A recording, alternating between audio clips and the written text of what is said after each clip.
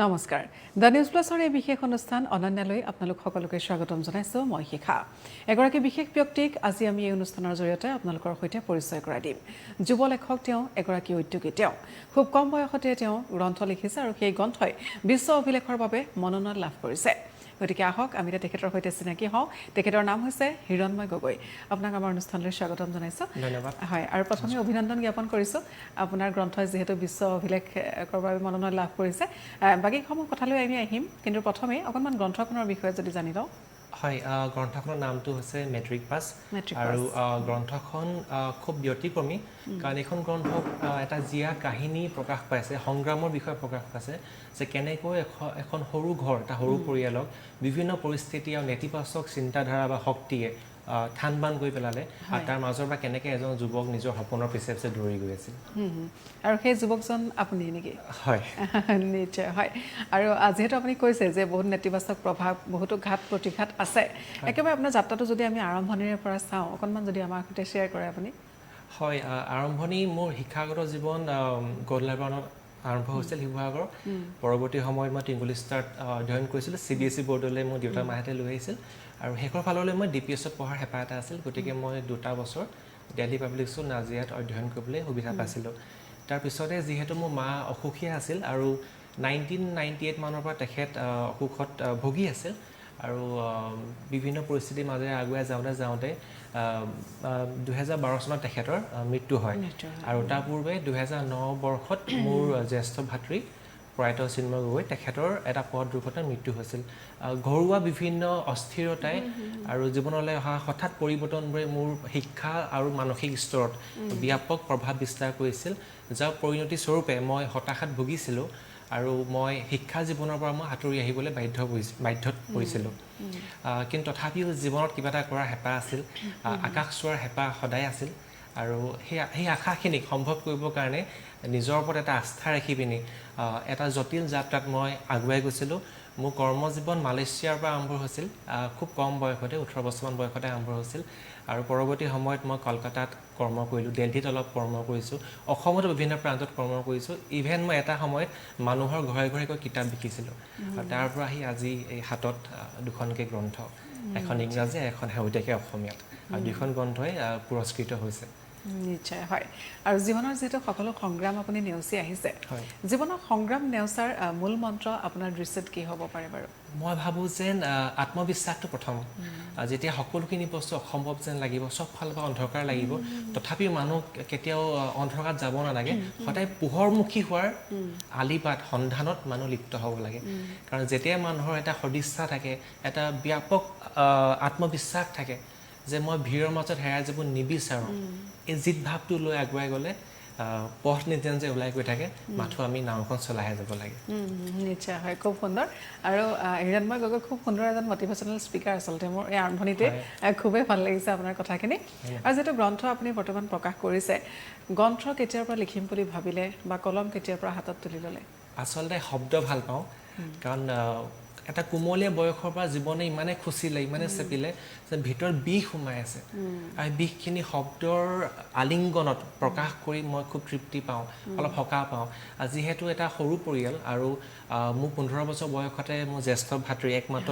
লগৰ তেওঁ বা মোৰ সংগী আছিল তেখেতক হেৰুৱাবলগীয়া হ'ল পৰৱৰ্তী জীৱনত মই অকলশৰীয়া হৈ গৈছিলোঁ সংগীহীন এটা যাত্ৰা গতিকে শব্দৰ মাজতে উমলি থাকোঁ আৰু কলম শব্দ ইয়াই মোৰ পৃথিৱী তাতে প্ৰকাশ কৰোঁ কিন্তু যেহেতু মই ইংৰাজী মাধ্যমৰ আছিলোঁ সেইবাবে যদিও শব্দ জানো কিন্তু মই বানান নাজানিছিলোঁ আৰু সৰুতে মই কেতিয়াবা ভুলে শুদ্ধ কিবা এটা লিখিব চেষ্টা কৰোঁ তাৰপৰা যিহেতু মোৰ ক্ৰমান্বয়ে দিল্লী পাব্লিক স্কুললৈ গ'লোঁ মোৰ ইংৰাজীটো আগতকৈ মই কাম কৰা আৰম্ভ কৰিলোঁ তাৰপৰা মই 2018 বৰ্ষত মোৰ প্ৰথমখন গ্ৰন্থ দি ফিউচাৰ CEO মই প্ৰকাশ কৰিলোঁ ইংৰাজী ভাষাত আৰু সেই গ্ৰন্থখনে ইতিমধ্যে ইণ্ডিয়া বুক অফ ৰেকৰ্ডছত ব্যৱসায়ৰ ওপৰত গ্ৰন্থ লিখা ভাৰতৰ কনিষ্ঠ লেখক হিচাপে মোক এটা টাইটেল উপহাৰ কৰিছিলে আৰু লগতে মই কলকাতা বুক ফেয়াৰতো এটা পুৰস্কাৰ পাইছিলোঁ কিন্তু উল্লেখনীয় যে যেতিয়া লকডাউন আৰম্ভ হ'ল মোৰ ব্যৱসায় এটা আছে ব্যৱসায়টো তেতিয়া স্তব্ধ হৈ গৈছিল ঘৰুৱা সময়খিনি মই ভাবিলোঁ যে পুনৰ মই শব্দৰ মাজলৈ যাওঁ সাহিত্যত মনোনিৱেশ কৰোঁ কিন্তু যেহেতু মই ইংৰাজীত লিখা মেলা কৰি থাকোঁ গতিকে অসমীয়াত মোৰ জটিল হৈছিল আৰু সেই সময়ত মোৰ প্ৰাক্তন প্ৰেমিকা তেখেতে সহযোগ কৰিছিল আৰু মই মেছেজ লিখাৰ দৰে মোৰ অনুভৱ বা মোৰ প্ৰবন্ধ গল্প কবিতাসমূহ তেখেতক মই প্ৰেৰণ কৰি দিওঁ আৰু তেখেতে বানানবোৰ শুদ্ধ কৰি মোক পুনৰ মোলৈ পঠিয়াই তেনেকৈ যাত্ৰাটো আৰম্ভ হৈছিল কিন্তু কিছুদিনৰ পিছত ছমাহমানৰ পিছত কিছু কাৰণত আমাৰ দুয়োৰে মাজত বিচ্ছেদ হ'ল আৰু সেইখিনি খুব জটিল সময় আছিল কাৰণ সেই 6টা মাহত মই ইতিমধ্যে ৰাইজৰ মৰম পাইছিলোঁ বহু সংখ্যক পাঠক অনুৰাগী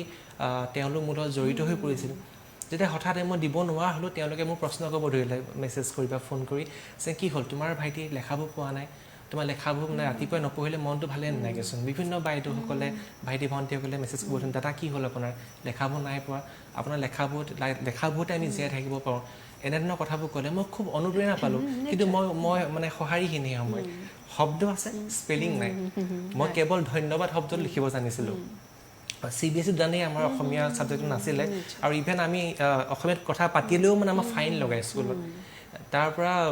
খুব মনটো বেয়া লাগিছিল মানে ইমান মন যায় লিখিবলৈ কিবা এটা লিখোঁচোন আজি অনুভৱ আহি থাকে প্ৰায় মাজনিশা লিখোঁ মই খুব অনুভৱ আহি থাকে কিন্তু মানে মই সঁহাৰিহীন কাক কওঁ কি কওঁ এতিয়া খুব মই ভাঙি পৰিছিলোঁ কিন্তু ভাবিলোঁ যে নাই মই যিহেতু ইমান জটিল পৰিস্থিতি জীৱনত পাৰ কৰি আহিছোঁ গতিকে মই এইটো পাৰ কৰিব লাগিব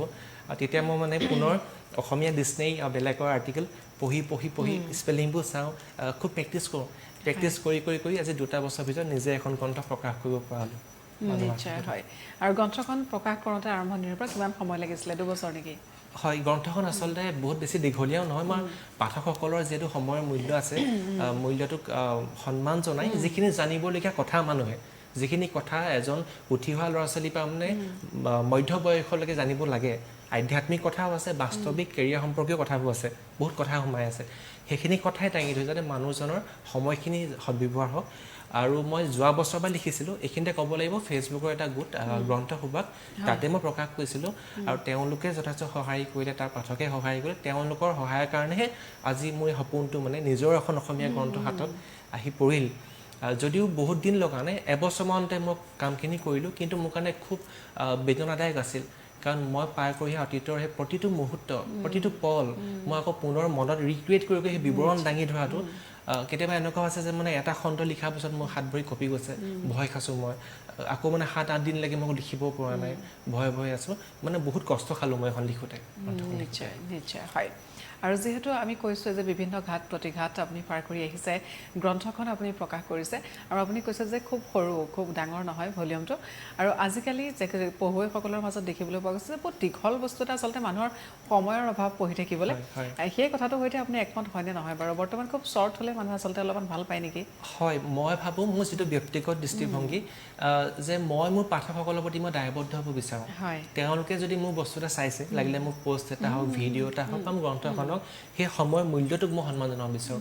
মোৰ জীৱনৰ কিছুমান অলাগতিয়াল কথা মই ইয়াত সাঙুৰি পিনি বা গ্ৰন্থখন বহুত দীঘলীয়া কৰিব পাৰিলোহেঁতেন কিন্তু যিখিনি কথা জানি পিনি তেওঁলোকৰ একো লাভ নহয় মই সেইখিনি পৰামৰ্শ দিব বিচৰা নাই যিখিনি কথা বা মানুহে শিকিবলগীয়া আছে কিবা এটা ল'বলগীয়া আছে মই সেইখিনিহে ইয়াত মানে দিছোঁ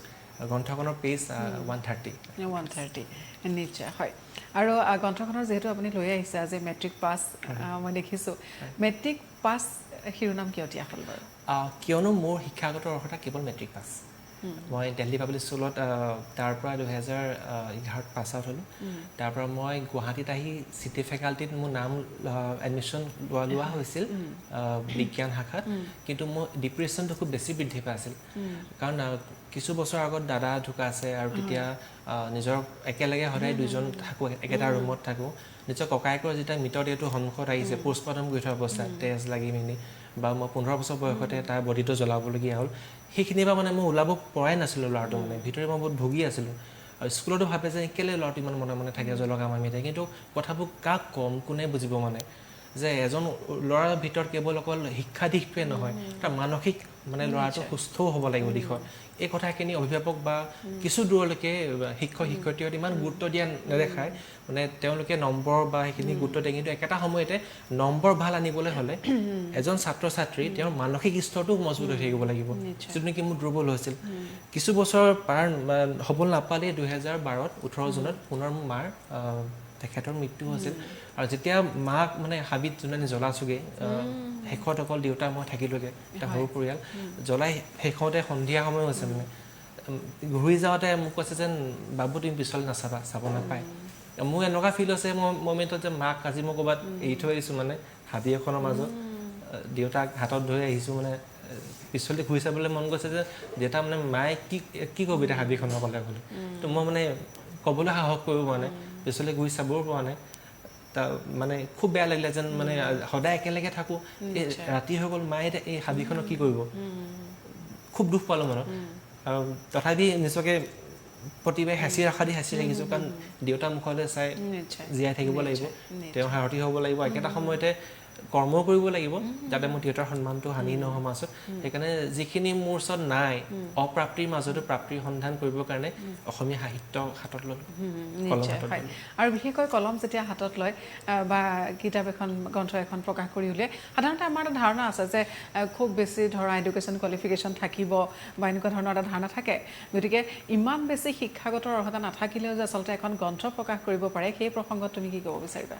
মই ভাবোঁ যে মানুহৰ আত্মবিশ্বাসটো প্ৰথম কথা যিটো সময়ত নেকি গ্ৰেজুৱেট বা মাষ্টাৰ গ্ৰেজুৱেট ছাত্ৰ ছাত্ৰী বা চাকৰি প্ৰত্যাশীসকলে ভিৰ হৈ আছে তেনে সময়ত মেট্ৰিক পাছ ল'ৰা এটাক কোনো স্থানতে গুৰুত্ব দিয়া নাছিল মই কলকাতাত থকা অৱস্থাতো মই যেতিয়া সেইখনলৈ জেগাই জেগাই মই চাকৰি বিচাৰি ফুৰোঁ মই ৰিজেকশ্যন ইমানেই পালোঁ এবাৰ দুবাৰ পালে মানুহৰ ঠিক আছে বাৰু নিজকে আকৌ পাৰি মটিভেট কৰিবলৈ একেৰাহে যেতিয়া আপুনি 9-10টা কোম্পানীত গৈ পিনি ৰখি থাকে ইণ্টাৰভিউতে ৰিজেকশ্যন পায় তেতিয়া মানুহ ভিতৰলৈ ভাঙি পৰে নিজক প্ৰশ্ন তোলে সেই স্তৰৰ পৰা পুনৰ নিজকে মটিভেট কৰি আগুৱাই নিয়াটো জটিল আছিল কিন্তু মই ভাবিলোঁ যেন ক'ৰবাততো এনেকুৱা এটা কোম্পানী থাকিব পৃথিৱীত যোনে নেকি মানে ডিগ্ৰী নহয় স্কিল বিচাৰিছে আৰু মই সেইমতে পালোঁগৈ মোৰ প্ৰথম জবটো আৰু পাই পিনি মোৰ পাৰফৰ্মেঞ্চ ইমানেই ভাল আছিল যে খুব কম সময়ৰ ভিতৰতে মই এক্সিকিউটিভৰ পৰা ক্ৰমান্বয়ে এছিষ্টেণ্ট টিম লিডাৰ তাৰপৰা টিম লিডাৰ অপাৰেশ্যনছ মেনেজাৰ আৰু পিছত মই বিজনেছ ডেভেলপমেণ্ট হেডৰ দৰে গুৰুত্বপূৰ্ণ দায়িত্ব ল'বলৈ সুযোগ পালোঁ আৰু মই ইণ্টাৰভিউ ল'বলৈ সুযোগ পালোঁ বিটেক MBA ছাত্ৰ ছাত্ৰীক ইণ্টাৰভিউ ল'বলৈ সুযোগ পালোঁ মই ভাবোঁ যেন এইখিনি মোৰ পৰিশ্ৰম আছিল যে কামৰ প্ৰতি মানে মই ইমানেই বলীয়া কাম বুলি ক'লে মই বেলেগ একো চিন নাপাওঁ বিগত এইকেইটা বছৰ বাহিৰা পৃথিৱীখন সম্পূৰ্ণ ত্যাগ কৰি কেৱল এটা দিশতে নিজক মনোনিৱেশ কৰি ৰাখিছোঁ অফিচতে মই শুই থাকোঁ চবেই ভাবে যে কেলৈ নাযায় মানে চবেই ভাবে যে পাগল হৈ গৈছে নেকি কিন্তু তেতিয়া মোক পিছলৈ এটা মানুহে কৈছিলে যে এদিনটো বহুত আগত যাবি কিমান মোৰ মেনেজাৰসকলে ৰিপৰ্টিং মেনেজাৰে কৈছিলে বহুত দিনটো আগত যাবি মানে কামৰ প্ৰতি ব্যাকুল মানে মোৰ কাম পালে মানে বেলেগ একো নালাগে ইণ্টাৰনেটৰ কম্পিউটাৰটো পালে মানে মই যিকোনো বস্তু ইয়াতে খুচৰি পিনি আমাৰ যিবোৰ client Australian client UK US client মই সেই কোম্পানীবোৰক ইয়াৰ পৰাই ডিলবোৰ মানে মই ক্ল'জ কৰি দিব পাৰোঁ সিমানখিনিলৈকে আগুৱাই গৈছিলোঁ আৰু ভাবোঁ যেন এই সকলোখিনি কেৱল পৰিশ্ৰম আৰু একাগ্ৰতা বলত আৰু মা দেউতা ভগৱানৰ আশীৰ্বাদত সম্ভৱ হ'ল গতিকে মই ভাবোঁ যে যদিহে মানুহৰ সেই যিটো জিত ভাৱটো থাকে যে মই ভিৰত হেৰাই নাযাওঁ মই কৰি দেখামেই না মই দেখামেই বাৰে বাৰে উজুতি খাম উজুতি নোখোৱাটো জীৱন হ'ব নোৱাৰে উজুতি খাই হাৰ মানি দিয়াটো জীৱন হ'ব নোৱাৰে উজুতি খাই বাৰে বাৰে পাগলৰ দৰে নিজৰ সপোনৰ পিছা কৰাটোহে জীৱন হ'ব পাৰে নিশ্চয় নিঃসন্দেহে হয় আৰু আজি দেখোন আপুনি গ্ৰন্থ বৰ্তমান প্ৰকাশ কৰিলে জনসাধাৰণৰ সঁহাৰি কেনেকুৱা পাইছে পাঠক সমাজৰ সঁহাৰি কেনেকুৱা মই অতিকৈ আচৰিত সাধাৰণতে এজন নতুন লেখকে আৰু আজিৰ তাৰিখত এই ৰিলৰ সময়ছোৱাত ৰিল ইনষ্টা ৰিলছ বা বিভিন্ন ছুটি ভিডিঅ'ৰ মনোৰঞ্জনৰ সময়ছোৱাত যে গ্ৰন্থ যে মানুহে এনেকৈ আঁকোৱালি ল'ব যিটো মই ইয়াৰ আগতে প্ৰকাশ কৰা নাই অসমীয়া গ্ৰন্থ কিন্তু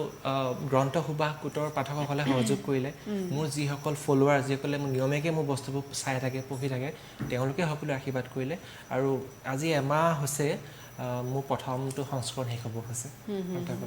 নিশ্চয় হয় খুবেই ভাল কথা আৰু আমি লিখা পঢ়াৰ কথাখিনি বাৰু পাতি যাম তাৰ ওপৰত যিহেতু আমি কৈছোঁ আৰম্ভণিতে যে এগৰাকী উদ্যোগীও আচলতে হিৰণময় গগৈ কি উদ্যোগ চলাই আছে অকণমান জানিব বিচাৰিম গাঁও কাখানা নামেৰে এটা উদ্যোগ আৰম্ভ কৰিছিলোঁ ঘৰৰ ষ্ট'ৰ ৰুমটোৰ পৰা আৰম্ভ কৰিছিলোঁ ঘৰত এটা এক্সট্ৰা চিলিণ্ডাৰ আছিল সেইটো ব্যৱহাৰ কৰিলোঁ লগতে সৰু ষ্ট'ভ এটা ৰাখে মানে মাহঁতে সকাম হ'লে তাতে চাহ বনাবৰ কাৰণে এনেকৈ ৰাখে সেইটোকে ইউজ কৰিলোঁ কোনো ৰেফ্ৰিজাৰেটৰ নাই ভঙা ডাইনিং এখন আছিলে সেইখন ল'লোঁ আৰু তাতে আপোনাৰ ফেচবুকতে একদম দিলোঁ আৰু যে এনেকৈ আমি হোম ডেলিভাৰী আৰম্ভ কৰিছোঁ শিৱসাগৰত বুলি তাৰপৰা লগৰ সহযোগী দুজনমান ল'লোঁ গাঁৱৰ খানা মানে তাত খানা কি পোৱা যায় গাঁৱৰ পৰাই আমি আৰম্ভ কৰিছিলোঁ আমাৰ অসমীয়া যিখিনি পৰম্পৰাগত আমাৰ খাদ্য সম্ভাৰ আছে আমি ইমানেই চহকী হয় বিভিন্ন প্ৰকাৰ আমাৰ চাউল আছে আমাৰ যিটো ৰন্ধন প্ৰণালী বিৰাট উন্নত আৰু আমাৰ স্বাস্থ্যৰ কাৰণে ভাল আমি যদি অন্য কিছুমান প্ৰণালীৰ লগত কম্পেয়াৰ কৰি চাওঁ আমাৰ অসমীয়া খাদ্যখিনি ইমানো মানে বেয়া নহয় সেইফালৰ পৰা গতিকে এই বস্তুখিনি খালি মানে এটা ষ্টেণ্ডাৰ্ড পদ্ধতিৰে নি পিনি প্ৰচাৰ প্ৰসাৰ হোৱা নাই মই যেতিয়া মুম্বাইত আছোঁ কলকাতাত আছোঁ দিল্লীত আছোঁ তাৰ স্থানীয় আমি আহাৰবোৰ চিনি পাওঁ কিন্তু আমাৰ অসমৰ কথা তেওঁলোকে নাজানে আমাৰ ফুড কালচাৰটো কি নাজানে মোক প্ৰশ্ন সোধে মানে এটা দুখ লাগে মনত যে ইমানখিনি আমাৰ ৰিচোৰ্চ আছে আমি নেচাৰেলি ইমান চহকী ষ্টিল আমি কিয় এই ছেক্টৰটো মানে গুৰুত্ব দিয়া নাই তেতিয়া মই ভাবিলোঁ যেতিয়া মই পুনৰ অসমলৈ ঘূৰি আহিলোঁ বাহিৰত কৰ্ম কৰি তেতিয়া ভাবিলোঁ যেন মই যেনেকৈ প্ৰতিটো সন্তানে মাকৰ কাৰণে কিবা এটা কৰিব বিচাৰে যদিও আমি তেওঁলোকৰ ধাৰা কোনোদিন মাৰিব নোৱাৰোঁ মোৰ মনত আছিল যেন কিবা এটা কৰিব পৰা হ'লে মাৰ কাৰণে মা নামত মানে স্মৃতি হিচাপে যাতে তেওঁ যাতে মই কামতে জীয়াই ৰাখিব পাৰোঁ তেতিয়া ভাবিলোঁ যে মানে আমাৰ অসমৰ যিসকল মহিলা এতিয়া এটা সংস্থাপন পোৱা নাই বা আৰ্থিক অভাৱ হৈ থাকে বিভিন্ন সমস্যাত আছে তেওঁলোকক যাতে লগত আগুৱাই নিব পৰা যাব নেকি তেতিয়া প্ৰথম তেওঁলোকৰ স্কিলটো মনত পৰে ৰন্ধন প্ৰণালী প্ৰায় আমাৰ গাঁৱে ভূঞে সকলো আমাৰ বাইদেউ বা আইতাৰ পৰা আদি কৰি বা ভণ্টি সকলো ভাল বনোৱা মেলাত আমাৰ ৰিচোৰ্চখিনিও আছে তো সেইকাৰণে তেওঁলোকক লগত লৈ পিনি এটা থলুৱা উদ্যোগ আৰম্ভ কৰোঁ যাতে সেই মানুহখিনিও সহায়তা হওক অসমীয়া খাদ্যও যাতে বিশ্ব দৰবাৰলৈ যাওক আৰু নিজেও যাতে আত্মনিৰ্ভৰশীল হ'ব পাৰোঁ সেই উদ্দেশ্যলৈ আমি আগবাঢ়িলোঁ আৰু এতিয়ালৈকে আমাৰ ইণ্ডিয়া টুডে বা আদি কৰি বিভিন্ন ৰাষ্ট্ৰীয় আৰু আন্তঃৰাষ্ট্ৰীয় মঞ্চতো আমি অসমীয়া খাদ্যৰ বিষয়ে আমাৰ এই পদ্ধতিৰ বিষয়ে আমি উল্লেখ কৰিছোঁ যাতে প্ৰচাৰ হওক বস্তুখিনি নিশ্চয় হয় আৰু গাঁৱৰ খানাক শিৱসাগৰবাসীয়ে কেনেদৰে আদৰি লৈছে খুব ধুনীয়া এটা ৰেছপন্স কাৰণ যদিহে আমি যিহেতু কোনো এক্সটাৰ্নেল মানে অৰ্থ বা ফাণ্ডিং লোৱা নাই নিজা সাঁচতীয়া পইচাই অলপ অলপকৈ কৰি যোৱা তেওঁলোকৰ ৰেছপন্স ভাল কাৰণেহে আমি আজি ইমান দিন টিকিছোঁ মানে 2016তে আমাৰ আৰম্ভ হোৱা নহ'লে হয়তো চাগে ইমান দিনলৈকে সম্ভৱ নহ'লহেঁতেন আগুৱাই অহাটো নিশ্চয় হয় আৰু বৰ্তমান কিমানজন তাতে সংস্থাপন লাভ কৰিছে আমাৰ এতিয়া 8জন টোটেল মেম্বাৰ 8জন হয় নিশ্চয় আৰু এই 8জনটো বাঢ়ি যাওক 80জন হওক তাৰে কামনা কৰিছোঁ হয় আৰু যিহেতু আমি কৈছোঁ যে গ্ৰন্থ লিখি উলিয়াইছে খুব কম বয়সতে 28 বছৰ বয়সতে গ্ৰন্থ লিখাৰ উপৰিও আন কিবা কৰিবলৈ মন যায় নেকি হিৰণময় গগৈৰ গ্ৰন্থৰ বাহিৰে মই গান ভাল পাওঁ মই গানো লিখিছোঁ গান মই লিখোঁ আৰু সুৰ কৰি ভাল পাওঁ তেনেকৈ 4টা লিখিলোঁ আৰু তাতো মানে আপোনাৰ মোৰ কোনো ধৰণৰ আনুষ্ঠানিক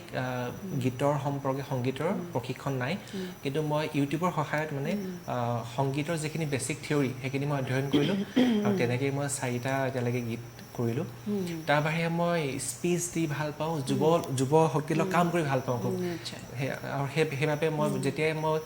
আমন্ত্ৰণ লাভ কৰোঁ বিভিন্ন কলেজ ইউনিভাৰ্চিটি মই অসমৰ কেইবাখনো ইউনিভাৰ্চিটিত মই ইতিমধ্যে মোক তেওঁলোকে মাতিছে ভাষণ দিছোঁ কলেজতো গৈছোঁ আৰু শেহতীয়াকৈ IITৰ পৰা মোক যোগাযোগ কৰিছে ভাষণ দিয়াৰ বাবে গতিকে মই তেনেকৈ উপভোগ কৰোঁ আৰু কেতিয়াবা গান শুনি ভাল পাওঁ ফুৰি ভাল পাওঁ প্ৰাকৃতিক জেগাবোৰ নিশ্চয় হয় আৰু যিহেতু গানো লিখা হৈছে কিতাপো লিখা হৈছে কবিতাও লিখা হয় নিশ্চয় হয় কবিতাৰ অবিহনে মই ভাবোঁ জীৱনটো নিমখ নথকা তৰকাৰীৰ দৰে নিশ্চয় হয় আৰু যেহেতু গ্ৰন্থখন লিখিছে মেট্ৰিক পাছ যোনখন আমি শেহতীয়াকৈ দেখিলোঁ এই গ্ৰন্থখনত যিহেতু আপোনাৰ জীৱন সংগ্ৰামৰ গোটেই কথাখিনি আছে গতিকে জীৱন সংগ্ৰামত যেতিয়া ডিপ্ৰেশ্যনৰ কথা আমি কৈছোঁ বৰ্তমান সময়তো দেখা পোৱা যায় ডিপ্ৰেশ্যন ষ্ট্ৰেছ ধৰণৰ কিছুমান শব্দ মানুহে খুব ব্যৱহাৰ কৰিও আচলতে ভাল পায় আজিকালি এনেধৰণৰ শব্দবোৰ সাধাৰণ সৰু সৰু হয়তো অলপমান অস্থিৰ পৰিৱেশ এটাতে ডিপ্ৰেশ্যন ভাবি লয় ষ্ট্ৰেছ ভাবি লয় ডিপ্ৰেশ্যন বা ষ্ট্ৰেছত সোমাই যোৱাৰ মূল কাৰণ আপুনি কি বুলি ভাবে পাৰিবাৰিক কিছু সংঘাত বা কিছু অসুবিধা হয়তো আছে তাৰ উপৰিও এগৰাকী শিক্ষাৰ্থী আপুনিও যিহেতু শিক্ষা জীৱনতে এনেধৰণৰ পৰিস্থিতিৰ সন্মুখীন হ'ল শিক্ষাৰ্থী এগৰাকী ডিপ্ৰেশ্যনত ইমান সহজতে কিয় সোমাই যায় আচলতে অভাৰ এক্সপেক্টেশ্যন প্ৰথম পইণ্ট দ্বিতীয়টো হ'ল কম্পেৰিজন নিশ্চয় আৰু তৃতীয়টো হ'ল আপোনাৰ আসক্তি এডিকশ্যন 3টা বস্তু যেতিয়া আমি শিক্ষা জীৱনত থাকোঁ আমি মানে প্ৰথমতে নিজক বুজিব চেষ্টা কৰিব লাগে নিজক নুবুজাকে প্ৰতিজন মানুহৰ যিখিনি যোগ্যতা বা পাৰদৰ্শিতা পৃথক নিজৰ পাৰদৰ্শিতাখিনিক চিনি নোপোৱাকৈ এটা মানে অলৌকিক সপোন ৰচিব নালাগে at first know yourself know your abilities then plan for the future প্ৰথম সেইটো দ্বিতীয় কথাটো হ'ল যেন প্ৰতিজন মানুহৰ জীৱনৰ প্ৰশ্ন কাকতসমূহ পৃথক গতিকে কেতিয়াও নিজৰ জীৱনটো আনৰ লগত কম্পেয়াৰ কৰিব নালাগে আমুকে ইমান ভাল কৰিলে ময়ে থাকি গ'লোঁ মোৰ কি হ'বগৈ এতিয়া নহয় হয়তো তাতকৈ বেছি ভাল হ'বলৈ গৈ আছে বহুত বেটাৰ ৰিজাল্ট হ'বলৈ গৈ আছে যদি কিবা এটা বস্তু আমাৰ কাঢ়িও নিছে যেনেকৈ আজি মোৰ ক্ষেত্ৰত মই বহুত কষ্ট খালোঁ কিন্তু আজি সেইখিনি কষ্ট নোখোৱাহেঁতেন আজি মই ইয়াত আহি বহিব নোৱাৰিলোহেঁতেন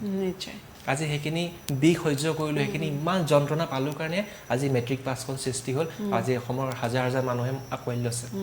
আৰু 3 নম্বৰ কথাটো হ'ল আসক্তি যিটো ক'লোঁ যে কোনো ব্যক্তি বা কোনো বস্তুৰ লগত আমি বেছি এটাচ হ'ব নালাগে সিমান লাগে হওক যাতে তেওঁ নাথাকিলেও বা সেই বস্তুটো খাব নাপালেও যাতে মোক ক্ষতি নহয় মোৰ যাতে জীৱনটো অচল হৈ নাযায় সেলফ কন্ট্ৰোলটো কৰিব লাগিব এই মূল এইকেইটা কথা মানি চলিলে শিক্ষা জীৱনত মানে depression is a part of life সম্পূৰ্ণ কেতিয়াও নোহোৱা নহয় কিন্তু আমাক ক্ষতি কৰিব নোৱাৰাকৈ থাকিব নিশ্চয় হয় আৰু আপুনি যেহেতু ঘৰে ঘৰে গৈ আপুনি গ্ৰন্থ দিয়াৰ কথা উল্লেখ কৰিছে সেই অভিজ্ঞতাৰ বিষয়ে অকণমান জানিব বিচাৰিছোঁ খুব আচৰিত আছিল মই নগাঁৱৰ কথা তেতিয়া এটা মানে নেটৱৰ্ক মাৰ্কেটিং কোম্পানীৰ নিচিনা আছিল তেতিয়া মই নগাঁৱত গ'লোঁ তাতে অলপ দিন থাকি ল'লোঁ আমাক কি কয় মানে আমি গ্ৰন্থ অলপ হাতত লৈ বা কান্ধত লৈ পিনি বেগ এটা এনেকৈ লৈ নগাঁৱৰ মানে গাঁৱে গাঁৱে খোজকাঢ়ি যাবলৈ কয় এনেকুৱা গৰম দিনৰ কথা আৰু আমি 2-3জন বা কেতিয়াবা অকলে বা দুজন এনেকৈ আমি যাওঁ ঘৰে ঘৰে সোমাওঁ কিছুমানে গালি পাৰে খেদি পঠিয়াই খুব গালি পাৰে মানে কেতিয়াবা ধৰি লওক তেওঁলোকক খোৱা সময় বা হোৱা সময় আমি যাওঁ বাইদেউ গ্ৰন্থ লৈ চাব নেকি খুব খেদে আমাক কেতিয়াবা গালি পাৰে বেয়া কথা কয় তেতিয়া মানে কি ভালো লাগে বেয়াও লাগে সেইকাৰণে ভাল লাগে যেন বিকজ জীৱনত যদি শিকিব মন আছে ফিল্ডত প্ৰথমে শিকিব লাগে পুথিগত শিক্ষাকৈ মানে প্ৰেক্টিকেল লাইফত যিখিনি লেচন দিব বহুত শিকিবলগীয়া থাকে আৰু প্ৰতিখন ঘৰৰ আগফালে প্ৰতিখন ঘৰৰ আগফালে পৰিৱেশটোৱে আৰু ভিতৰৰ পৰিৱেশটোৱে কিছুমান বস্তু শিকি মানে মই শিকিবলৈ দিলে জীৱনটো কি মানুহৰ মানে পাৰিবাৰিক বস্তুবোৰ কেনেকুৱা এই কথাখিনি দৰকৈ বুজিবলৈ মই সুযোগ পালোঁ কিন্তু আনহাতে এইকাৰণে বেয়া লাগে যেন ঘৰত দেউতাই ইমান মৰমত ৰাখে মানে তেওঁ সীমিত পইচাৰে হ'লেও যিহেতু দেউতাৰ মানে মাৰ অসুখ যাত্ৰাটো দীঘলীয়া 12 বছৰমান আছিল তো ঘৰখন মানে ফাইনেন্সিয়েলি একদম দুৰ্বল হৈ পৰিলে তাৰ মাজত দেউতাই মানে মৰমত ৰাখিছিল মানে যিটো পায় মানে দিব চেষ্টা কৰে যেতিয়া মানে খেদা খাওঁ বা খুব বেয়াকৈ কয় মানে তেতিয়া দেউতালৈ মনত পৰে যেতিয়া চেহেৰাটো মনত পৰে বা দেউতাক মানে কেতিয়াও নকওঁ এইবোৰ কথা তেওঁ যাতে দুখ পাবলগীয়া নহয় কিন্তু ভাল লাগিল যে এটা সময়ত গ্ৰন্থ বিক্ৰী হৈছিলোঁ বেলেগে লিখা আজি মই নিজে লিখা গ্ৰন্থ নিজে লিখিবলৈ সুযোগ পাইছোঁ নিশ্চয় হয় আৰু বৰ্তমান এইখন গ্ৰন্থক লৈ দেউতাই কি কয় দেউতাই আমি খুব ইমান বেছি কথা পতা নহয় এতিয়া যেতিয়া বয়সটো হৈ যায় পিতৃ আৰু পুত্ৰৰ মাজত এটা গেপ এটা থাকে কিন্তু তথাপিও তেওঁৰ গ্ৰন্থখন মনে মনে পঢ়িলে আৰু আজি কিছুদিন পূৰ্বে তেওঁ মন্তব্য প্ৰকাশ কৰিছিল যেন তেওঁ ভাল পাইছে খুব আনন্দিত আৰু আজি অনুষ্ঠানটো যিহেতু মই আহিছোঁ তেখেতে মোক শুভকামনাও দিছে আৰু মই আজি ইয়াৰ মাজতে ক'ব লাগিব যদিও আমি ইমান কথাবোৰ প্ৰকাশ কৰা নহয় দেউতাই মোৰ কাৰণে ভগৱান আৰু তেখেতে মোক লিখিবলৈ অনুপ্ৰেৰণা যোগালে কাৰণ মোৰ দেউতাই আমি যেতিয়া সৰু হৈ আছিলোঁ দাদাই মই আমাক কেতিয়াবা গাড়ীত উলিয়াই লৈ গ'লে ক'ৰবাত যদি চাইনবোৰ্ড দেখা পায় গাড়ীখন ৰখাই আমাক কয় বাবু মাইনা মানে এইটো পঢ়চোন এই ৱৰ্ডটো মানে মিনিং কি জানো নাই নাজানো ন লিখি থোৱা বুলি কয় সৰু নোটপেড এখন তো ঘৰত আহি চাব দিয়ে ডিছনেখন মিলি পিনে অক্সফৰ্ড ডিছনেখন এই শব্দৰ প্ৰতি মানে সেই এডিকশ্যনটো তেওঁ মোক আনিলে মানে তেখেতে খুব উৎসাহ জনালে আৰু সেই কেনেকৈ চেণ্টেঞ্চ গাঁঠিব লাগে সেই কথাবোৰ শিকালে যদিও ইংৰাজীত শিকাইছিলে সেইটো সময়ত কিন্তু বস্তুখিনি একেখিনিয়ে মানে চেণ্টেঞ্চ ফ্ৰেমিঙৰ টেকনিকবোৰ একেখিনিয়ে তো তেওঁৰ যথেষ্ট অৱদান আছে মোৰ যাত্ৰাটোত আৰু আজি সেইকাৰণে মই ইয়াৰ জৰিয়তে মোৰ দেউতাক অন্তৰৰ পৰা ধন্যবাদ জনাব বিচাৰিছোঁ নিশ্চয় হয় আমি আচলতে শুভকামনা জ্ঞাপন কৰিছোঁ অভিনন্দনো জ্ঞাপন কৰিছোঁ তোমাৰ দৰে এজন পুত্ৰ তেখেতে লাভ কৰিছে আৰু হয় আৰু যিহেতু গ্ৰন্থ লিখোঁতে তুমি আপুনি কৈছে যে আপুনি ইংৰাজী মাধ্যমত পঢ়িছিলে অসমীয়া শব্দ আপোনাৰ ৱৰ্ড ষ্টক আপোনাৰ নাছিলে বৰ্তমান যিহেতু এই অসমীয়া মাধ্যম বা ইংৰাজী মাধ্যমত যথেষ্ট বিতৰ্ক চলি থাকে আপুনি কি ভাবে বিদ্যালয়ৰ পৰ্যায়ত অসমীয়া ভাষাটো বাধ্যতামূলক কৰিব লাগে নেকি মই ভাবোঁ যেন আমাৰ নিজৰ মাতৃভাষাটো জীয়াই ৰখা দায়িত্ব আমাৰ তাত কোনো বেলেগ আৰু চইচ আহিবই নোৱাৰে বেলেগ অপশ্যন আহিবই নোৱাৰে মই সেইটো নিজৰ ব্যক্তিগত দৃষ্টিভংগী কিয়নো বৰ্তমান সময়ত ফেচবুকৰ পৰা আদি কৰি বিভিন্ন সামাজিক মাধ্যম বিভিন্ন ৱেবছাইট বিভিন্ন দোকান হোটেল সকলোতে ইংৰাজীটো ব্যৱহাৰ হৈ থাকে আমি দেখি থাকোঁ ইংৰাজীটো এটা ভাষা হয় ইংৰাজী কোৱা মানে মানুহবোৰ যে বহুত চোকা বৰ ইণ্টেলিজেণ্ট নুবুজায় আমাৰ সমাজত এটা ভুল ধাৰণা আছে এটা জাষ্ট ভাষা সেইটো ইংৰাজীটো পিছতো লাহেকৈ মানুহ শিকিব পাৰি আজি মই যেনেকৈ স্কুলত নোৱাৰিলোঁ ক'ব নোৱাৰিছিলোঁ কিন্তু পিছত নিজে ইউটিউবৰ জৰিয়তে সঁহাৰি লৈ পিনি মই যথেষ্ট নিজকে ইম্প্ৰুভ কৰিলোঁ কিন্তু নিজৰ মাতৃভাষাটো যদি এবাৰ বিলুপ্ত হৈ যায় আজি যদি মোৰ ল'ৰা ছোৱালীয়ে সেইটো প্ৰয়োগ নকৰে কাইলৈ সিহঁতৰ ল'ৰা ছোৱালী হোৱালৈকে নাথাকিবগৈ ভাষাটো গতিকে মই সেইটো কাৰণে ইংৰাজী লিখা মই এৰি পিনি আজি অসমীয়ালৈ আহিছোঁ কাৰণ নিজৰ মাতৃভাষাটো প্ৰথম ইয়াক প্ৰমোট কৰিম তাৰপিছত ইংৰাজী নিশ্চয় নিশ্চয় হয় আৰু আপোনাৰ যোনখন গ্ৰন্থ বৰ্তমান প্ৰকাশ কৰি উলিয়াইছে মেট্ৰিক পাছ যিহেতু বিশ্ব অভিলেখৰ বাবে মনোনয়ন লাভ কৰিছে আমি কৈছোঁ কোন কোন ৰেকৰ্ডত এতিয়ালৈকে কেইবাখনো বা মই সঁহাৰি পাইছোঁ নমিনেশ্যন যেনেকৈ আপোনাৰ golden book of world records Asia book of records আৰু শেহতীয়াকৈ আপোনাৰ হাৰ্ভাৰ্ড ৱৰ্ল্ড ৰেকৰ্ডছত তিনিখনতে নমিনেশ্যন পাইছে হয় আৰু যিহেতু আমি কৈছোঁ যে দুখন গ্ৰন্থ বৰ্তমান প্ৰকাশ কৰি উলিয়াইছে আমি আশা কৰিছোঁ বিশ্ব অভিলেখ আপুনি ৰচিব ইয়াৰ পিছত পৰৱৰ্তী পৰিকল্পনা কি আছে গ্ৰন্থক লৈ হয় গ্ৰন্থমেলাৰ পূৰ্বে মই আৰু এখন গ্ৰন্থ ওপৰত কাম কৰি আছোঁ মই আজি ইয়াত কৈ দিছোঁ নামটো মই নামটো ঢাকি ৰাখিছিলোঁ নামটো উৰ্জা দিম বুলি ভাবিছোঁ উৰ্জা এখন সম্পূৰ্ণ পৃথক গ্ৰন্থ হ'বলৈ গৈ আছে যে কেনেকৈ আমি এটা এনাৰ্জি আমাৰ আশে পাশে থকাবোৰ এনাৰ্জি কেনেকৈ মানে আমাৰ মেডিটেটিভ ছাইডটোৱে কেনেকৈ আমাৰ জীৱনত ক্ৰিয়া প্ৰতিক্ৰিয়া কৰে আৰু সেই বস্তুখিনি কেনেকৈ এটা যোগসূত্ৰ আমাৰ কেৰিয়াৰত পৰে বা জীৱনত পৰে এটা খুব ধুনীয়াকৈ গোটেই তত্ত্বখিনি আনিব বিচাৰিছোঁ যিখিনি মোৰ আজি 10-12 বছৰ অভিজ্ঞতা জীৱনকেন্দ্ৰিক অভিজ্ঞতা এখন গ্ৰন্থত লিপিবদ্ধ কৰি যাতে মানুহৰ কাৰণে মই আগবাঢ়ি দিব পাৰোঁ সেইটো কাম কৰি আছোঁ হয়তো গ্ৰন্থমেলাৰ পূৰ্বে হৈ যাব পাৰে নিশ্চয় হয় আমি আশা কৰিছোঁ সেই উৰ্জা সেই এনাৰ্জি যাতে আমিও লাভ কৰিব পাৰোঁ নিশ্চয় আৰু যিহেতু আপুনি কৈছে যে মেডিটেশ্যনৰ কথাটো উল্লেখ কৰিছে গ্ৰন্থ আপোনাৰ আহিব লগা আছে মেডিটেশ্যনৰ জৰিয়তে আমি ডিপ্ৰেশ্যন কিদৰে দূৰ কৰিব পাৰোঁ মই ভাবোঁ যে মেডিটেশ্যন প্ৰথম কথা হ'বলৈ হ'লে মনটো চাফা হ'ব লাগিব দিনৰ দিনটো আনক সমালোচনা কৰি আনক বেয়া কৰিব বিচাৰি আনৰ সফলতাটো একচেপ্ট নকৰি আনৰ গ্ৰোথ দেখিলে গা একদম জ্বলন পূৰণ কৰে তেনেকুৱা মানুহে প্ৰকৃত মেডিটেশ্যন কৰিব নোৱাৰে মেডিটেশ্যন ইয়াৰ পৰা হয় আত্মাৰ পৰা মনটো চাফা হ'ব লাগিব প্ৰথম কথা দ্বিতীয় কথাটো হ'ল কি প্ৰতিজন উঠি অহা ল'ৰা ছোৱালীৰ জীৱনত যিমানে কাৰিকৰী তেওঁ ডিগ্ৰী থাকক অৰ্হতা থাকক কিবা না কিবা এটা বাধা আহি থাকিব যদিহে তেওঁ আধ্যাত্মিকতাটো নাহে গাত আধ্যাত্মিকতাই মানুহজনৰ জীৱনত চেতনা জাগৰণ কৰে যিটো নেকি তেওঁৰ কনচেনট্ৰেশ্যন পাৱাৰটো বৃদ্ধি কৰিব তেওঁৰ ভিতৰত সৃষ্টি কৰিব এই পৃথিৱীত ডেইলি সৃষ্টি হৈ আছে প্ৰতিটো ছেকেণ্ড প্ৰতিটো মুহূৰ্তত সৃষ্টি হৈ আছে আজি গ্ৰন্থখনৰ সৃষ্টি আজি কবিতা এটা সৃষ্টি আজি ভিডিঅ' এটা সৃষ্টি সকলোতে সৃষ্টি হৈ আছে এই সৃষ্টিৰ ধাৰাটোত আমি সোমাবলৈ হ'লে আধ্যাত্মিকতাৰ চেতনাত আমাৰ জীৱনত পৰশটো পৰিব লাগিব তো গতিকে সন্তান বা উঠি অহা ল'ৰা ছোৱালীয়ে পিতৃ মাতৃক সদায় শ্ৰদ্ধা কৰিব লাগে নিজৰ কোনোবা এজন গুৰুক শ্ৰদ্ধা কৰিব লাগে যিয়ে ধৰ্ম তেওঁ ফ'ল' কৰক তাৰ কোনো কথা নাই কিন্তু আধ্যাত্মিকতাটো থাকিব লাগিব জীৱনত মানে নিশ্চয় হয় আৰু গ্ৰন্থৰ কথালৈ অকণমান আমি আহোঁ গ্ৰন্থ বৰ্তমান গ্ৰন্থমেলা বুলি ক'লে দেখা যায় যে বহুতৰে গ্ৰন্থ প্ৰকাশ পায় কিন্তু গ্ৰন্থ আচলতে সংগ্ৰহ কৰা মানুহৰ সংখ্যা অলপমান কমি গৈছে বুক ফেয়াৰলৈ বহু মানুহে অন্য কাৰণতে হয়তো যায় গ্ৰন্থ এখন সকলোৰে হাতত দেখা নাযায় গতিকে এই প্ৰেক্ষাপটত আপুনি গ্ৰন্থক লৈ কি ক'ব বিচাৰিব গ্ৰন্থৰ ভৱিষ্যত কেনেকুৱা মই ভৱিষ্যত ভালেই দেখিছোঁ প্ৰথম কথা হ'ল মোৰ পাঠকৰ ওপৰত সম্পূৰ্ণ বিশ্বাস আছে যিসকলে পঢ়ে তেওঁলোকে মানে বহুত দূৰৰ পৰা আহি হ'লেও গ্ৰন্থখন লয় বা শ্ৰদ্ধা জনায় একেটা সময়তে আমাৰ লেখকৰ প্ৰতি দায়িত্ব এটা আছে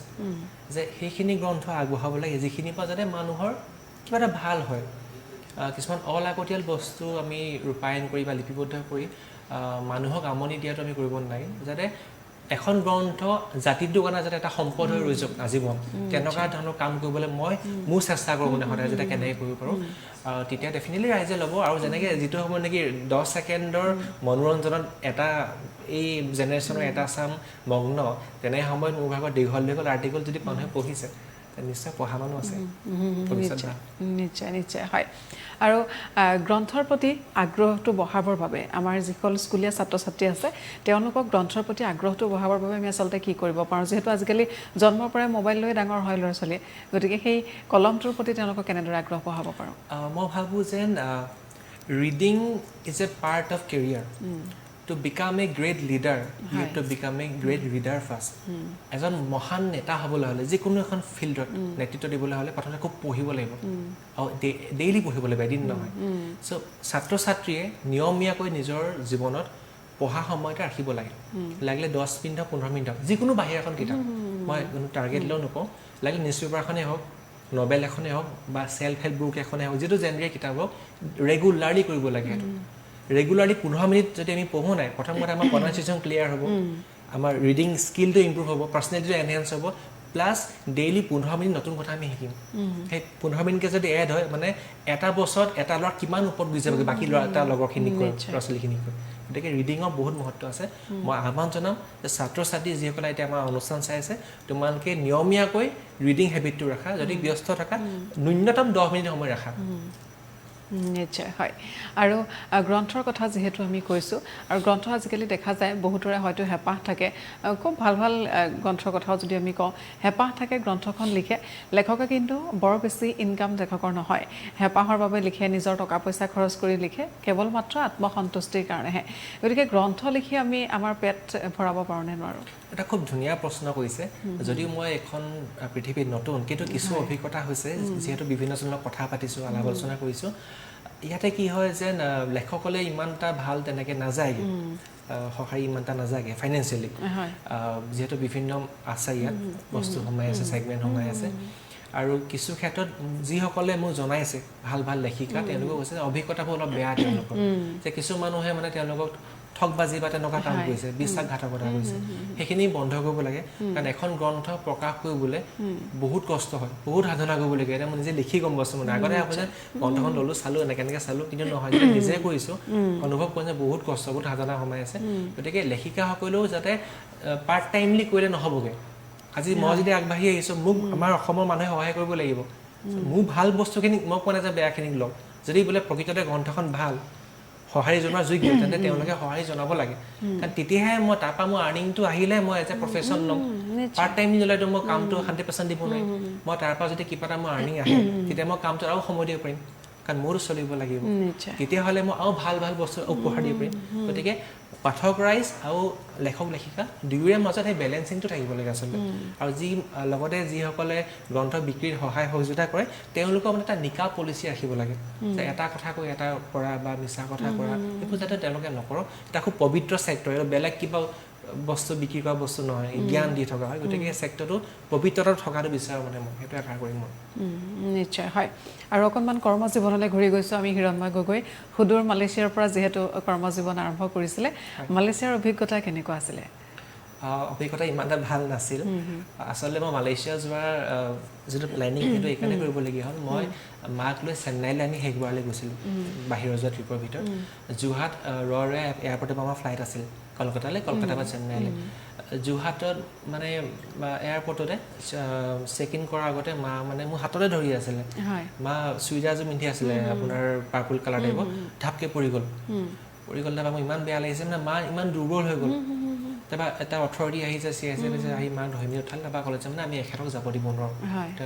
আমি এলাউ কৰিব নোৱাৰোঁ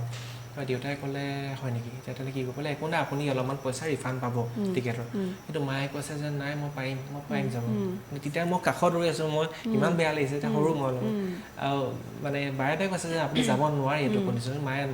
নমনাৰ এটাই কাৰণ আছিল যে মানে দেউতাৰ ছুটি আকৌ নাপাব অফিচত প্লাছ আমাৰ যিটো পইচা অভাৱ হৈ থাকে মানে আকৌ টিকেট কৰা আধাটো ভৰাই পালেও মানে আমাৰ কাৰণে বহুত কাৰণ আমাৰ ধাৰত চলি লাগে মানে ঘৰৰ ৰেচন ধাৰ গাড়ী পেট্ৰল ভৰা ধাৰ তেনেকুৱা এটা বেয়া পৰ্যায়ত আমি আছিলোগৈ গৈ পিনে তেতিয়া মানে মই ইমান মানে সুখটোৱে শুনা মাৰি ধৰিছে মায়ে যেনেকৈ কৈছে সেয়া মই পাৰিম বুলি কিন্তু মানে তেওঁলোকে মনা নাই লাষ্টত মায়ে জোৰ কৰাৰ কাৰণে তেওঁলোকে এলাউ কৰিলে যে ঠিক আছে নাজানো আপোনালোকৰ নিজৰ দায়িত্ব যাব বুলি ক'লে তো সেইবাৰ এলাউ কৰিলে মাক এনেকৈ আমি ধৰি মেলি ফ্লাইটত উঠাই দিলোঁ উঠাওঁতে মানে মাৰ ভৰি তল কাম কৰা নাই ভৰিটোতে মাৰ চেনেলটো মানে খোল খাই পৰি গ'ল এটা চিটত মই বহি আছোঁ মাৰ লগত তাৰপৰা এয়াৰ হোষ্টেছ আহি পিনি মাৰ ভাগৰ চেনেলটো বিচাৰি আনি মোক দিছেহি এতিয়া মা মানে সেই সময়ত কি হয় কাহ এটা আহি থাকে আৰু বমি নিচিনা হৈ থাকে মানে কোনো কাৰণ নোহোৱাকৈ তো পলিথিন এটা তেওঁ লৈ আছে তাতে অকণমান কৰি আছে ওচৰৰ বেলেগ যিসকল পেচেঞ্জাৰ তেওঁলোকে মালে চাইছে মোৰ অলপ বেয়া লাগিছে মানে সেই পৰিৱেশটো আৰু সেই চেন্নাই জাৰ্ণিটো মোৰ জীৱনত এটা টাৰ্ণিং পইণ্ট আছিল তেতিয়াই মই প্ৰতিজ্ঞা লৈছিলোঁ কৰিম কিবা এটাতো কৰিম ভাল কাম কৰিম আৰু মাহঁতৰ কাৰণে কিবা এটা ডেফিনেটলি কৰিম ৰিমাৰ্কেবল কাম এটা কৰিম বুলি তেতিয়াই ভাবিলোঁ যে মানে মই শিৱসাগৰ এখন সৰু গাঁৱত থকা ল'ৰা তাতে মানে কলিকতাৰ পৰা কিদৰে আচলতে চেন্নাইলৈ যোৱা হ'ল চেন্নাইৰ পৰা মালয়েছিয়ালৈ যোৱা হ'ল আমি সেই বিষয়ে কথা পাতিম কিন্তু বিৰতিৰ বাবে অকণমান সময় ৰ'ব লাগিব গগৈ প্ৰিয় দৰ্শক আমাৰ এই বিশেষ অনুষ্ঠান অনন্য অব্যাহত থাকিব কিন্তু এইখিনিতে লৈ লৈছোঁ খন্তেক বিৰতি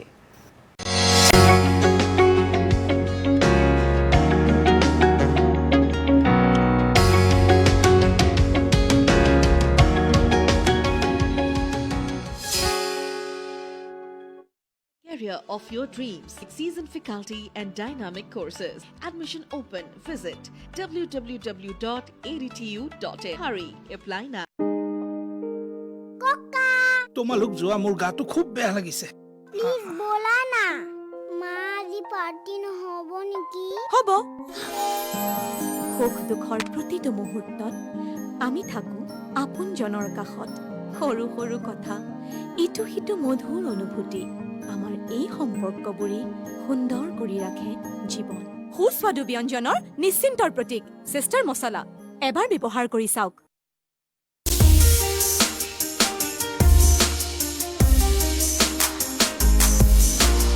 শিশুৰ বাবে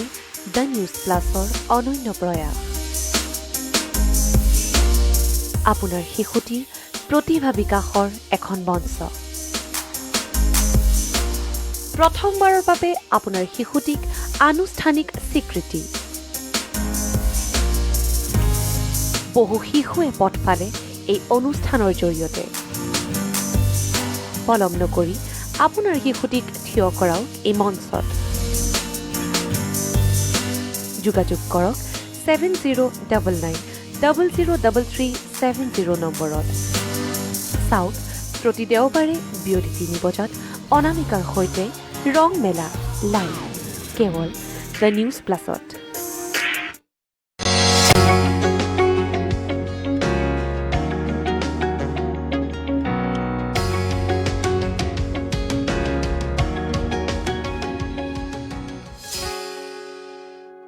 বিৰতিৰ পিছত উভতি আহিছোঁ আমাৰ এই বিশেষ অনুষ্ঠান অনন্যাৰ মজিয়ালৈ। এগৰাকী বিশেষ ব্যক্তিৰ সৈতে আজি আমি কথা পাতি আছোঁ। এসময়ত ঘৰে ঘৰে গ্ৰন্থ বিক্ৰী কৰা ব্যক্তিজন আজি নিজেই এখন গ্ৰন্থৰ তেখেত লেখক। দৰ্শকসকলে নিশ্চয় গম পাইছে আজি আমাৰ অতিথিগৰাকী হৈছে যুৱ লেখক হিৰণময় গগৈ। বিৰতিৰ পিছত আপোনাক পুনৰবাৰ স্বাগতম জনাইছোঁ। আৰু খুব আচলতে ইণ্টাৰেষ্টিং হৈ গৈছিলে আমাৰ বিৰতিৰ পূৰ্বে আমি যিহেতু কথাখিনি পাতি আছোঁ। আপোনাৰ কথাখিনি জানিবলৈ মই বিশেষকৈ ব্যক্তিগতভাৱে যথেষ্ট উৎসুক হৈ পৰিছোঁ। কলিকতাৰ পৰা চেন্নাইৰ পৰা আপুনি যিহেতু মালয়েছিয়ালৈকে যাত্ৰা কৰিছিলে, আমি যাত্ৰাৰ পিছৰখিনি কণ্টিনিউ কৰোঁ এতিয়া। নিশ্চয়। আচলতে মই কৈছিলোঁৱে যে শিৱসাগৰ এখন গাঁৱতে সীমাবদ্ধ হৈ আছিলোঁ। আচল পৃথিৱীখন দেখা পোৱা নাছিলোঁ। যেতিয়া মই চেন্নাইলৈ গ'লোঁ, এয়াৰপৰ্টৰ পৰিৱেশবোৰ, ফ্লাইটৰ পৰিৱেশবোৰ, চেন্নাইৰ তাৰ পৰিৱেশবোৰ, তেতিয়া নিজক কিছুমান প্ৰশ্ন ক'ব ধৰিছিলোঁ যে আমি ক'ত আছোঁ, পৃথিৱীখন কোন দিশে গৈ আছে। আৰু যিখিনি ঘটনা ঘটিল, যিখিনি আৱেগিক ঘটনা ঘটিল মাৰ লগত, যেনেকৈ মায়ে সেই সময়ত কথাখিনি কৈছিল, মোৰ হৃদয় চুই গৈছিল। আৰু তেতিয়াই মই সংকল্প লৈছিলোঁ যে কিবা এটা মানে কৰি মই কম সময়তে বিদেশলৈ যাব লাগে। তাৰপৰা যেতিয়া আমি ঘৰ আহি পালোঁহি, তেতিয়া মই নিজাকৈ মই অনুসন্ধান কৰিলোঁ যে কি উপায় আছে য'ত যাতে মই কম সময়তে যাব পাৰোঁ বিদেশলৈ। মই গম পালোঁ যে মাৰ্চেণ্ট নেভি এটা পদ্ধতি আছে য'ত নেকি বেছি শিক্ষাগত অৰ্হতা নহ'লেও বিদেশলৈ যোৱা বাট এটা আছে। সেই সূত্ৰেহে মই মাৰ্চেণ্ট নেভি কৰিলোঁগৈ। জয়পুৰত গৈ পিনি মোৰ ট্ৰেইনিং হ'ল। মুম্বাইতো ট্ৰেইনিং এটা হ'ল। মুম্বাইতো সেইটো এটা খুব স্মৰণীয়, কাৰণ মুম্বাই যোনদিনা মই গৈ পাইছোঁগৈ মোৰ পৰৱৰ্তী ট্ৰেইনিঙৰ কাৰণে, গৈ পাই পিনি এটা ৰাতি আমাৰ ফ্লাইট আছিলে, তাত গৈ পালোঁগৈ। এখন টেক্সিলৈ ৰুমলৈ গৈ আছিলোঁ। যাওঁতে মানে ফ্লাইঅভাৰত টেক্সিখন ক্ৰেছ হৈ গ'ল, মাৰি দিলে। মই আগত বহি আছিলোঁ। মোৰ এটা ভৰি মানে আপোনাৰ হাড়ডাল অলপ ফাটিলে মানে। ৰাতিয়ে মোক তাত এডমিট কৰিলে। তাৰপৰা এক্সৰে কৰিলে, দেখিলে যে ফ্ৰেকচাৰ এটা আছে, খালি বহুত ডাঙৰো নহয়, কিন্তু তেজ ওলাই আছে, ফ্ৰেকচাৰ আছে। ক'লে যে এইটো আপুনি বেড ৰেষ্ট ল'ব লাগিব, এইটো বেণ্ডেজ কৰিব লাগিব। কিন্তু ঘৰত দেউতাক জনাব নোৱাৰোঁ, ভয় খাব ক'লে। দেউতাক যোৱা নাই, মই অকলে গৈছোঁ, পইচাও ইমান নাই। তো মই মানে বেলেগত কৰাম বুলি জুজবস্তি মানে আণ্ডাৰটেকিং দি পিনি মই ওলাই গৈছিলোঁ তাৰপৰা। কাৰণ মোৰ নেক্সট ট্ৰেইনিং আছে, যিটো মুম্বাই ট্ৰেইনিংটো, সেইটো কৰিলেহে মানে মই বাহিৰত যাব পাৰিম। তাৰপৰা মই সেই যি 15 দিনমান মানে হোটেলৰ পৰা প্ৰথমতে ওলাওঁ, খোজকাঢ়ি আছোঁ এবাৰ। তাৰপৰা অটত যাওঁ। অটত গৈ পিনি তাৰপৰা তাত সেই যে আপোনাৰ ট্ৰেইনবোৰ চলে ন, সিহঁতৰ লোকেলবোৰ, তাত যাওঁ। গৈ আকৌ এচপা খোজকাঢ়োঁ। তাৰপৰা আকৌ সেই চিটিখনৰ বাছ এখন থাকে, তাৰ পৰা মানে যাওঁ, মানে হাইৱেৰ ফালে আছিলে। ত' তাত গৈ এনেকৈ ফায়াৰ ফাইটিং কৰিলে কি কৰিব লাগিব, ওপৰত জঁপিয়াব দিয়ে, চুইমিং পুলৰ ট্ৰেইনিংবোৰ থাকে, মানে বহুত টাফ ট্ৰেইনিং কিছুমান কৰালে। সেইখিনি কৰি যেতিয়া সন্ধিয়া আকৌ একেটা পদ্ধতিৰে আহি ৰুম পাওঁহি, মানে ভৰিটো জাষ্ট মই বেণ্ডেজে বান্ধি থৈ যাওঁ, ভৰিটো গোটেই তেজেৰে ৰঙা হৈ যায়, তলৰ পাতটো মানে খুব বেয়া লাগে। লগত মোৰ নাগালেণ্ডৰ এজন ল'ৰা আছিল, সি কয় মানে তই কেনেকৈ কৰিছ এইখিনি, মানে তাৰ বেয়া লাগে, চকুপানী ওলাই যায়, মোৰ নিজৰ বেয়া লাগে। কিন্তু এটা কথা মনত আছিলে, এতিয়া বেয়া লাগিছে, কিন্তু যদি ভৱিষ্যতে কিবা এটা যদি বনোগৈ নাই, তেতিয়া কিন্তু এই স্মৃতিবোৰ শুৱৰি ভাল লাগিব। মানে এটলিষ্ট নিজক লৈ মানে প্ৰাউড ফিল কৰিম যে মই পাৰিলোঁ মানে এটা স্তৰ পাৰ কৰিবলৈ, সেইখিনি হৈ তেনেকুৱা এটা স্মৃতি আছিল। তো সেই তেনেকৈ সেইটো স্তৰ পাৰ হ'ল। তাৰপৰা মালয়েছিয়া যোৱাটো মোৰ ফিক্স হৈ গ'ল। ঘৰতো মাহেঁতে ভাল পাইছে আৰু যাব। মোৰ মানে ইচ্ছা আছিল যে যাওঁ। মানে মোৰ লক্ষ্যটো কেৱল আৰ্নিং নাছিল, যে প্ৰথমতে জীৱনটো মানে এক্সপ্ল'ৰ কৰিব বিচাৰিছিলোঁ, প্ৰেক্টিকেল পৃথিৱীখন চাব বিচাৰিছিলোঁ বহলকৈ। তাৰপৰা চব ফাইনেল হৈ গ'ল। তেনেকুৱাতে মাৰ স্বাস্থ্য একদম বেয়া, অৱস্থা বেয়া হ'ল। ৰাতিয়ে মাক ডাউন টাউনলৈ আনিলোঁ ইয়াত, অলপ দিন থাকিলে। তেতিয়ালৈ মানে মা কি হ'ল, ৰং ট্ৰিটমেণ্ট কৰি মানে দুটা কিডনী মাকৰ বেয়া হৈ থাকিলে। মানুহগৰাকী অলপ মানে ফুলি গ'ল সেইটো সময়লৈ। তাৰপৰা মানে মই যেতিয়া ট্ৰেইনিংখিনি কৰি ঘৰলৈ আহিছোঁ, মানে বহুত মাহৰ মূৰত ঘৰলৈ আহিছোঁ, তাৰ আগত মোৰ ফটো কেতিয়াবা ফেচবুকত দিওঁ। মোৰ ঘৰৰ ওচৰত দাদা দুজন মানে ফটোখিনি মানে প্ৰিণ্ট আউট উলিয়াই পিনি মাক দেখায়। মায়ে বোলে খুব হেঁপাহে চাই মানে ধুনু বাবু মোৰ।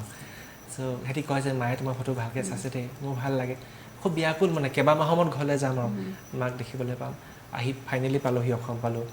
গুৱাহাটীৰ পৰা ঘৰ পালোঁগৈ। ঘৰত গৈ পাই যেতিয়া সোমাইছোঁ, দেউতা পালোঁ। দেউতা মা ক'ত আমাৰ এনেকুৱা ক'ব পাৰিলে চিধা মানে মা ক'ত আছে, মা ক'ত বোলে, মা আহিছে। মা আহিলে যেতিয়া আহিছে মোৰ চকু পানী একদম বৈ আহিছে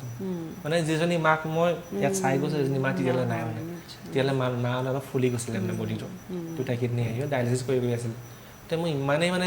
মাকক দেখাব পৰা নাই চকু পানী কিন্তু ভিতৰি মানে ইমানেই বেয়া লাগিছে যে মই মাক যিটো অৱস্থা চাই গৈছোঁ মানে সম্পূৰ্ণ বেলেগ দেখিছোঁ মানে গা চা ফুলি গ'ল তেতিয়ালৈ মুখ চকু ডাঙৰ হ'ল খুব দুখ পালোঁ মানে তাৰপৰা মাহেঁতে বাৰে কৈছিলে মোক এটা কথা মোৰ প্ৰথমতে মানে ইউৰোপত ক্ৰুজ এখনৰ কথা পাতি আছিলোঁ ক্ৰুজত যোৱাৰ কথা পাতি আছিলোঁ বাৰে এটা ক'লে যে তই আমাৰ কথা বাদ দে ইতিমধ্যে বহুতখিনি কৰিলে জীৱনটো বনাই আমাৰ কথা বাদ দে আমি মৰি যাওঁ যি হ'ব বাদ দে কিন্তু মই এনেকুৱা মানে মা দেউতাক মানে কেতিয়াও এই মানে আগুৱাই যাব নোৱাৰিতো ভাবিবও নহয় জীৱনত কেতিয়াও কাৰণ তেওঁলোকৰ অবিহনে মানে মই একো নহয় মোৰ মনটোৱে নকয় মানে কেতিয়াও মই নামানিলোঁ মাহঁতৰ কথা মই সেইটো এৰিলোঁ কাম মা মানে সেই অৱস্থাটো এনেকুৱা হৈ গ'ল লাষ্টত ডায়েলিচিছ কৰিব লাগে আৰু দাদা থাকোঁতে আগতে লগ এটা আছিল যিটো সৰু পৰিয়াল দেউতা অফিচ যায়গৈ আৰু দেউতা মানে চাকৰিটো যাওঁ অৱস্থা হৈছিল ছুটি বাৰে ল'বলগীয়া হয় মা এনেকুৱা মানে ঘৰত কম থাকে হস্পিটেলত বেছি থাকে ডিব্ৰুগড় গুৱাহাটী এনেকৈ মানে থাকে আৰু লগত এজনমান লাগিব তেনে কোনো নাই তেতিয়া মই থাকিবলগীয়া পঢ়াত হেম্পাৰ হয় মানে ক্লাছেছবোৰ ক্ষতি হৈছিলে সেইটো সময়ত তেতিয়া আগতে তাৰপৰা মই আহিলোঁ আহি পিনি সেই সময়ত মানে মাক আপডাল কৰিবলগীয়া হয় বাথৰুমলৈ আহিব নোৱাৰি নিজে মই মাক দাঙি আনো ঘূৰি আনো তাৰপৰা আপোনাৰ শুই থাকোঁতে এনেকুৱা হ'ল পিছলৈ মা মানে ভৰিত আহি পৰুৱাই মানে কামুৰি থাকে ভৰি ফাগুমাই ক'ব নোৱাৰে মানে সৰু ৰঙা পৰুৱাই কামুৰি থাকে মই সেইবোৰ আঁতৰাই দিওঁ মাক মানে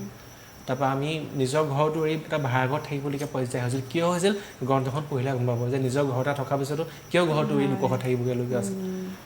ফাৰ্ষ্ট ফ্ল'ৰত আছিলোঁ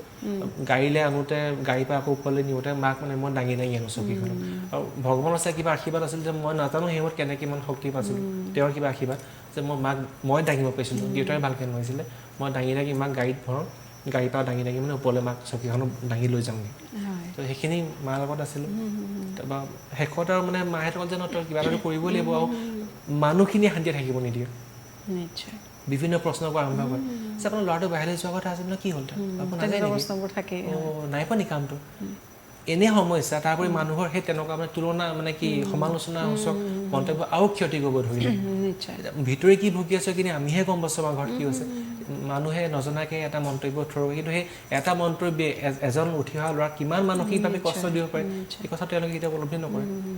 তাৰপৰা সেইখিনি জেমেলা কৰি লাষ্টত মই বাধ্য কৰিলোঁ যে মই যাওঁ মালয়েছিয়া চব ফাইনেল হৈ গ'ল টিকেট চেকেটবোৰ হৈ গ'ল ৰেডি হৈ গ'ল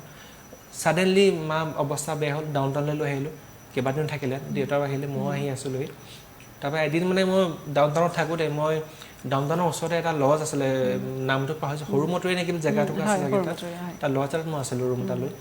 এইবোৰ মানে বিভিন্ন চিন্তা লগৰ কিছুমান ল'ৰা ওলাই গৈছেগৈ পঢ়ি মেলি ভাল জেগাত আছে মই হতাশ হৈছিলোঁ কিবা কথা এটা পটককৈ মাক জেঙাই মাৰি ক'লোঁ মানে নানি মই মায়ে কেতিয়াবা কিবা এটা খং কৰে বাৰু মোক নানি উল্টি একো নক'লে খালি জাষ্ট তেওঁ বেডিংখনত পৰি আছে চকুমনি বৈ তেনেকৈ সেইটো মানে আজিলৈকে মই দুখ পাই থাকোঁ যে মই কিয় পটককৈ খঙত মানে কৰি পালোঁ যদিও মোৰ ইণ্টেনশ্যন নাছিলে কিন্তু মানে খুব বেয়া লাগে যে মা মানে চকুমনি বৈ আহিছে আৰু তেওঁ মোৰ সম্পৰ্কত এনেকুৱা মানে মিটুৱেটো কথা নক'লেও বুজি পাওঁ চকুৱে কথা পাতোঁ মানে তেনেকুৱা মানে মা মোৰ এটা সম্পৰ্ক আছিল তাৰপৰা যেতিয়া বেছি বেয়া হ'ল তাৰপৰা ইয়াত অলপদিন থকা হ'ল তাৰপৰা আমি ঘৰলৈ লৈ গ'লোঁ অলপ মা সুস্থ হ'ল বোলে ক'লে যে আপোনালোকে ডায়েলিচিছটো কৰাই থাকিব সপ্তাহত 2-3 বাৰ আনিলোঁ তাৰপৰা মায়ে ক'লে বোলে হেৰি বোলে মা ভাগৰ মানে ভনীয়েকৰ ঘৰ মাহী বোলে সিহঁতৰ ঘৰৰ পৰাই দুদিনমান থাকি আহোঁচোন মনটো ভাল লাগিব আমি ক'লোঁ যে যোৱা আকৌ থাকি আহাগৈ বুলি আমাৰ শিৱসাগৰতে দৈকাপাৰত ঘৰ আছিল তেওঁলোকৰ তাত থাকিবলৈ গৈছিলহে দিনটো ঠিকে আছে ৰাতি হঠাৎ ফোন আহিলে যে বাবুক বিচাৰিছে বোলে বাইদেৱে গাটো বেছি বেয়া লাগিছে আমি গ'লোঁ মাছত বহিলোঁ এতিয়া মানে সন্মুখত মায়ে কষ্ট পাই আছে উশাহ দীঘললৈকে নিম ক'লে জাম ক'লে নিম ক'লে মেডিকেল চায়েন্সত মানে কোনো তেনেকুৱা ৰেছপন্স নাই এটা এপ্ৰপ্ৰিয়েট আনচাৰ নাছিল কথাখিনি গোটেইখিনি বিৱৰণ আছে গ্ৰন্থখনত এতিয়া মানুহৰ গা বেয়া হ'লে আমি প্ৰথমতে ক'লোঁ হস্পিটেল নিওঁ যেতিয়া তালৈ নিলেও একো মানে সমাধান নাপাওঁ আৰু এদিন দুদিন নহয় 12 বছৰ সংগ্ৰাম সেইটো 12 বছৰ একেটাই ৰিপিটেডলি চলি আছে সকলো মানে আমি পাৰ কৰিলোঁ কলকাতা এপ'ল' চেন্নাই এপ'ল' একো বেমাৰেই বিচাৰি নাপায় তেনেকুৱা এটা পৰ্যায় আছে ৰং ট্ৰিটমেণ্ট কৰোঁতে ডক্টৰে পেচেণ্ট পায় যে কেনেকৈ বিলটো বঢ়াওঁ তেনেকুৱা চব নহয় কিছুমান তেনেকুৱা থাকে তাৰ ফলত মা ভাগৰ আল্টিমেটলি 2টা কিডনী বেয়া হৈ থাকিলে তাৰপৰা আমি গৈ মাৰ কাষত বহি আছোঁ ৰাতিখন আৰু কি কৰিম এতিয়া ক'ত নিওঁ এতিয়া মানে চিধা ডিব্ৰুগড় নিবলৈ নহ'লে গুৱাহাটী আমাক একেখিনি ফৰ্মেলিটি আকৌ গোটেইখিনি এক্সৰে কৰাব আকৌ একেটা প্ৰচেছ আকৌ দেউতাৰ ছুটি আকৌ আমি থাকিব লাগিব তাৰপৰা তেনেকৈ আছোঁ আৰু মই পিছনিশা সময়ত দেউতা অলপ শুবলৈ গ'ল তাৰপৰা মোক ক'লে মোৰ মহাই ক'লে যে তুমি বোলে হোৱাকৈ তুমি যোৱা অলপমান কিমান বহি থাকা মাৰ ওচৰতে মই শুবলৈ বুলি কৈছিলোঁ টোপনিটো আহিছিলে ভয়ে হঠাৎ মানে মই 9:30 বজাত ৰাতিপুৱা 9টা 9:30 সাৰ পাই গ'লোঁ মা কি হ'ল বুলি পটককৈ সাৰ পাই গ'লোঁ দৌৰি আহিছোঁ আহি পিনি বিছনাখনৰ ওচৰত মা তেতিয়ালৈকে মায়ে মুখৰ মাত বন্ধ হৈ গ'ল মা আকৌ উশাহটো লৈ আছে অকল মই আহি পাইছোঁহি উশাহটো সেইখিনিতে ৰখিছোঁ তেওঁ মোৰ কাৰণে এজন ৰখি আছিলে উঠক মানে সেইফালে ল'ৰাটোক এবাৰ চাই যাওঁ বা খালি মানে বেয়া লাগিলে দাদা ঢুকাওঁতে মানে মই একো মা দেখা শেষবাৰলৈ মাত এটা নাপালোঁ তাৰ ভাগত ডেড বডিটোহে আহিছিলে আৰু মা ঢুকাওঁতে মানে একো নুশুনিলোঁ নিশ্চয় হয় যথেষ্ট আৱেগিক হৈ পৰিছে হিৰণময় গগৈ কিন্তু তাতকৈ ডাঙৰ কথা যে ইমানৰ পিছতো আপুনি যে ওলাই আহিছে আৰু যিসমূহ সাধাৰণতে আমাৰ ওচৰ পাজৰৰ লোকে যিসমূহ কথা কয় বা আমি যিহেতু শিক্ষাৰ্থী ডিপ্ৰেশ্যনৰ কথা কৈছোঁ ইজনে সিজনৰ লগত তুলনা কৰে পিতৃ মাতৃয়ে যে আমুকৰ ঘৰৰ ল'ৰা ছোৱালী ইমান নাম্বাৰ পাইছে তুমি কিয় নাই পোৱা একেটা সময়তে বিভিন্ন খেল ধেমালি সংগীত নাটক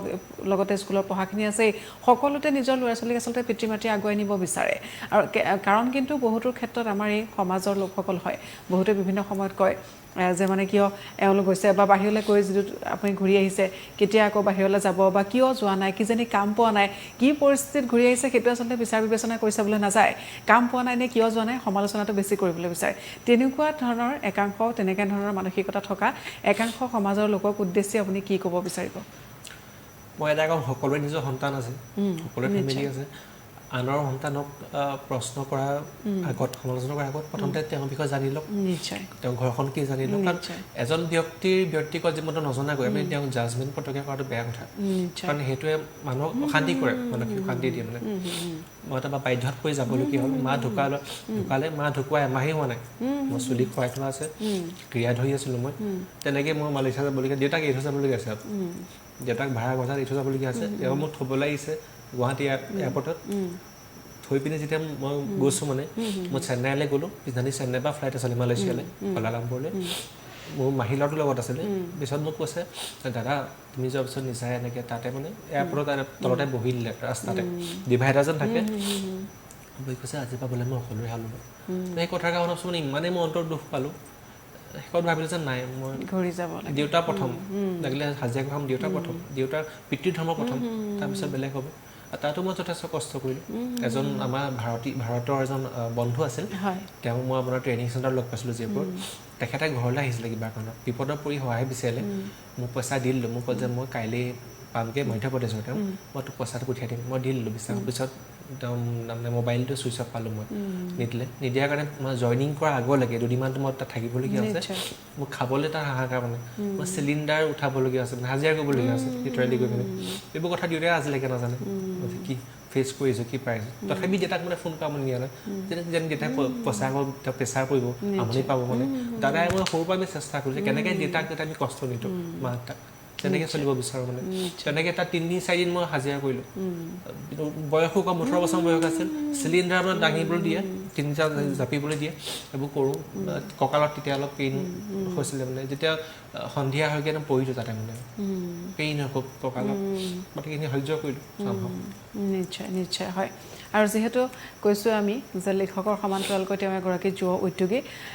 গাঁও কা খানা জিকেক লৈ কিবা সপোন আছে নেকি ভৱিষ্যতে হয় আছে মোৰ প্ৰতিটো কাম মই সমাজপ্ৰিয় নিজতকৈ বেছি মানুহৰ কথা ভাবোঁ মানে অকল মই নহয় আমি বুলি কৈ ভাবোঁ মানে মোৰ জীৱনৰ যিটো প্ৰিন্সিপল গাঁও কা খানাৰ জৰিয়তে অসমীয়া খাদ্যৰ যাতে আৰু প্ৰচাৰ হওক হয় বিশ্ববিখ্যাত হওক আৰু লগতে আমাৰ মহিলাক যদি মই সহায় কৰিব পাৰোঁ এখন প্লেটফৰ্ম দিব পাৰোঁ যেনেকৈ আমি এতিয়া কিছুমান অৰ্ডাৰ পালে সৰহকৈ কৰ্পৰেট অৰ্ডাৰ পালে তেওঁলোকক বনাব দিয়ে যিখিনি আত্মসহায়ক গোট তেওঁলোকক বনাব দিওঁ তেওঁলোকে মানে যাতে অকল লোন দিয়াৰ উপৰি যাতে কিবা প্ৰজেক্টবোৰ কৰি থাকক তেওঁলোকৰ নিজৰ প্ৰতিভা বিকাশ হ'ব লগতে আমিও এটা প্ৰজেক্ট ৰান কৰিব পাৰিছোঁ সেই যাতে আৰু ডাঙৰ কৰিব পাৰোঁ সেইটো আশা কৰোঁ আৰু লগতে আৰু এটা কথা ক'ম মোৰ মাৰ স্মৃতিত আজি এটা বছৰ হৈ গৈছে প্ৰজেক্ট মন্দিতা বুলি মই এটা পদক্ষেপ লৈছোঁ যিসকল মহিলা ঘৰত অত্যাচাৰ কৰিছে মানসিক তেওঁলোকে সমস্যাত আছে কথাবোৰ খুলি ক'ব নোৱাৰে মই আচলতে এইবোৰ মানে ক্ৰেডিট ল'বলৈ বুলি নহয় মানে বিগত এটা বছৰে মই বহু মহিলাক সহায় কৰিলোঁ তাৰে বহুতে পিছত ফোন কৰি কয় যে তোমাৰ কাৰণে এটা নতুন জীৱন পালোঁ মই জীয়াই থাকিব পাৰিছোঁ বুলি আত্মহত্যা কৰোঁ অৱস্থা যিবোৰ মনত থাকে মোলৈ ফোন কৰে সব কথা নিজৰ শ্বেয়াৰ কৰে মানে ব্যক্তিগত জীৱনৰ কথা শ্বেয়াৰ কৰে আৰু মোৰ পৰামৰ্শ লয় মই যিখিনি কৰিবলৈ কওঁ সেইমতে এপ্লাই কৰিছে ভাল ফল পাইছে তাৰে ভিতৰত কিছুমানে পিছত পাহৰি যায় স্বাভাৱিক কথা কিন্তু কিছুমানে ফোন কৰি মোলৈ থেংক ইউ কয় যে তোমাৰ কাৰণে এইখিনি ভাল পালোঁ আৰু মই পুনৰ নতুন জীৱন এটা পাইছোঁ তুমি জীয়াই ৰাখিছা নাই কৰে তো তাতোকৈ ডাঙৰ মানে সুখ পৃথিৱীত একো নাই যে কাৰোবাৰ জীৱন এটা বচাব পাৰিছোঁ আৰু মই এইটো আগলৈও ক'বলৈ মোৰ ইচ্ছা যে প্ৰজেক্ট মণ্ডিতাৰ নামেৰে মাৰ মৰমত যিখিনি মহিলাই সমস্যাত আছে সেই মানুহক যাতে মই জীয়াই ৰাখিব পাৰোঁ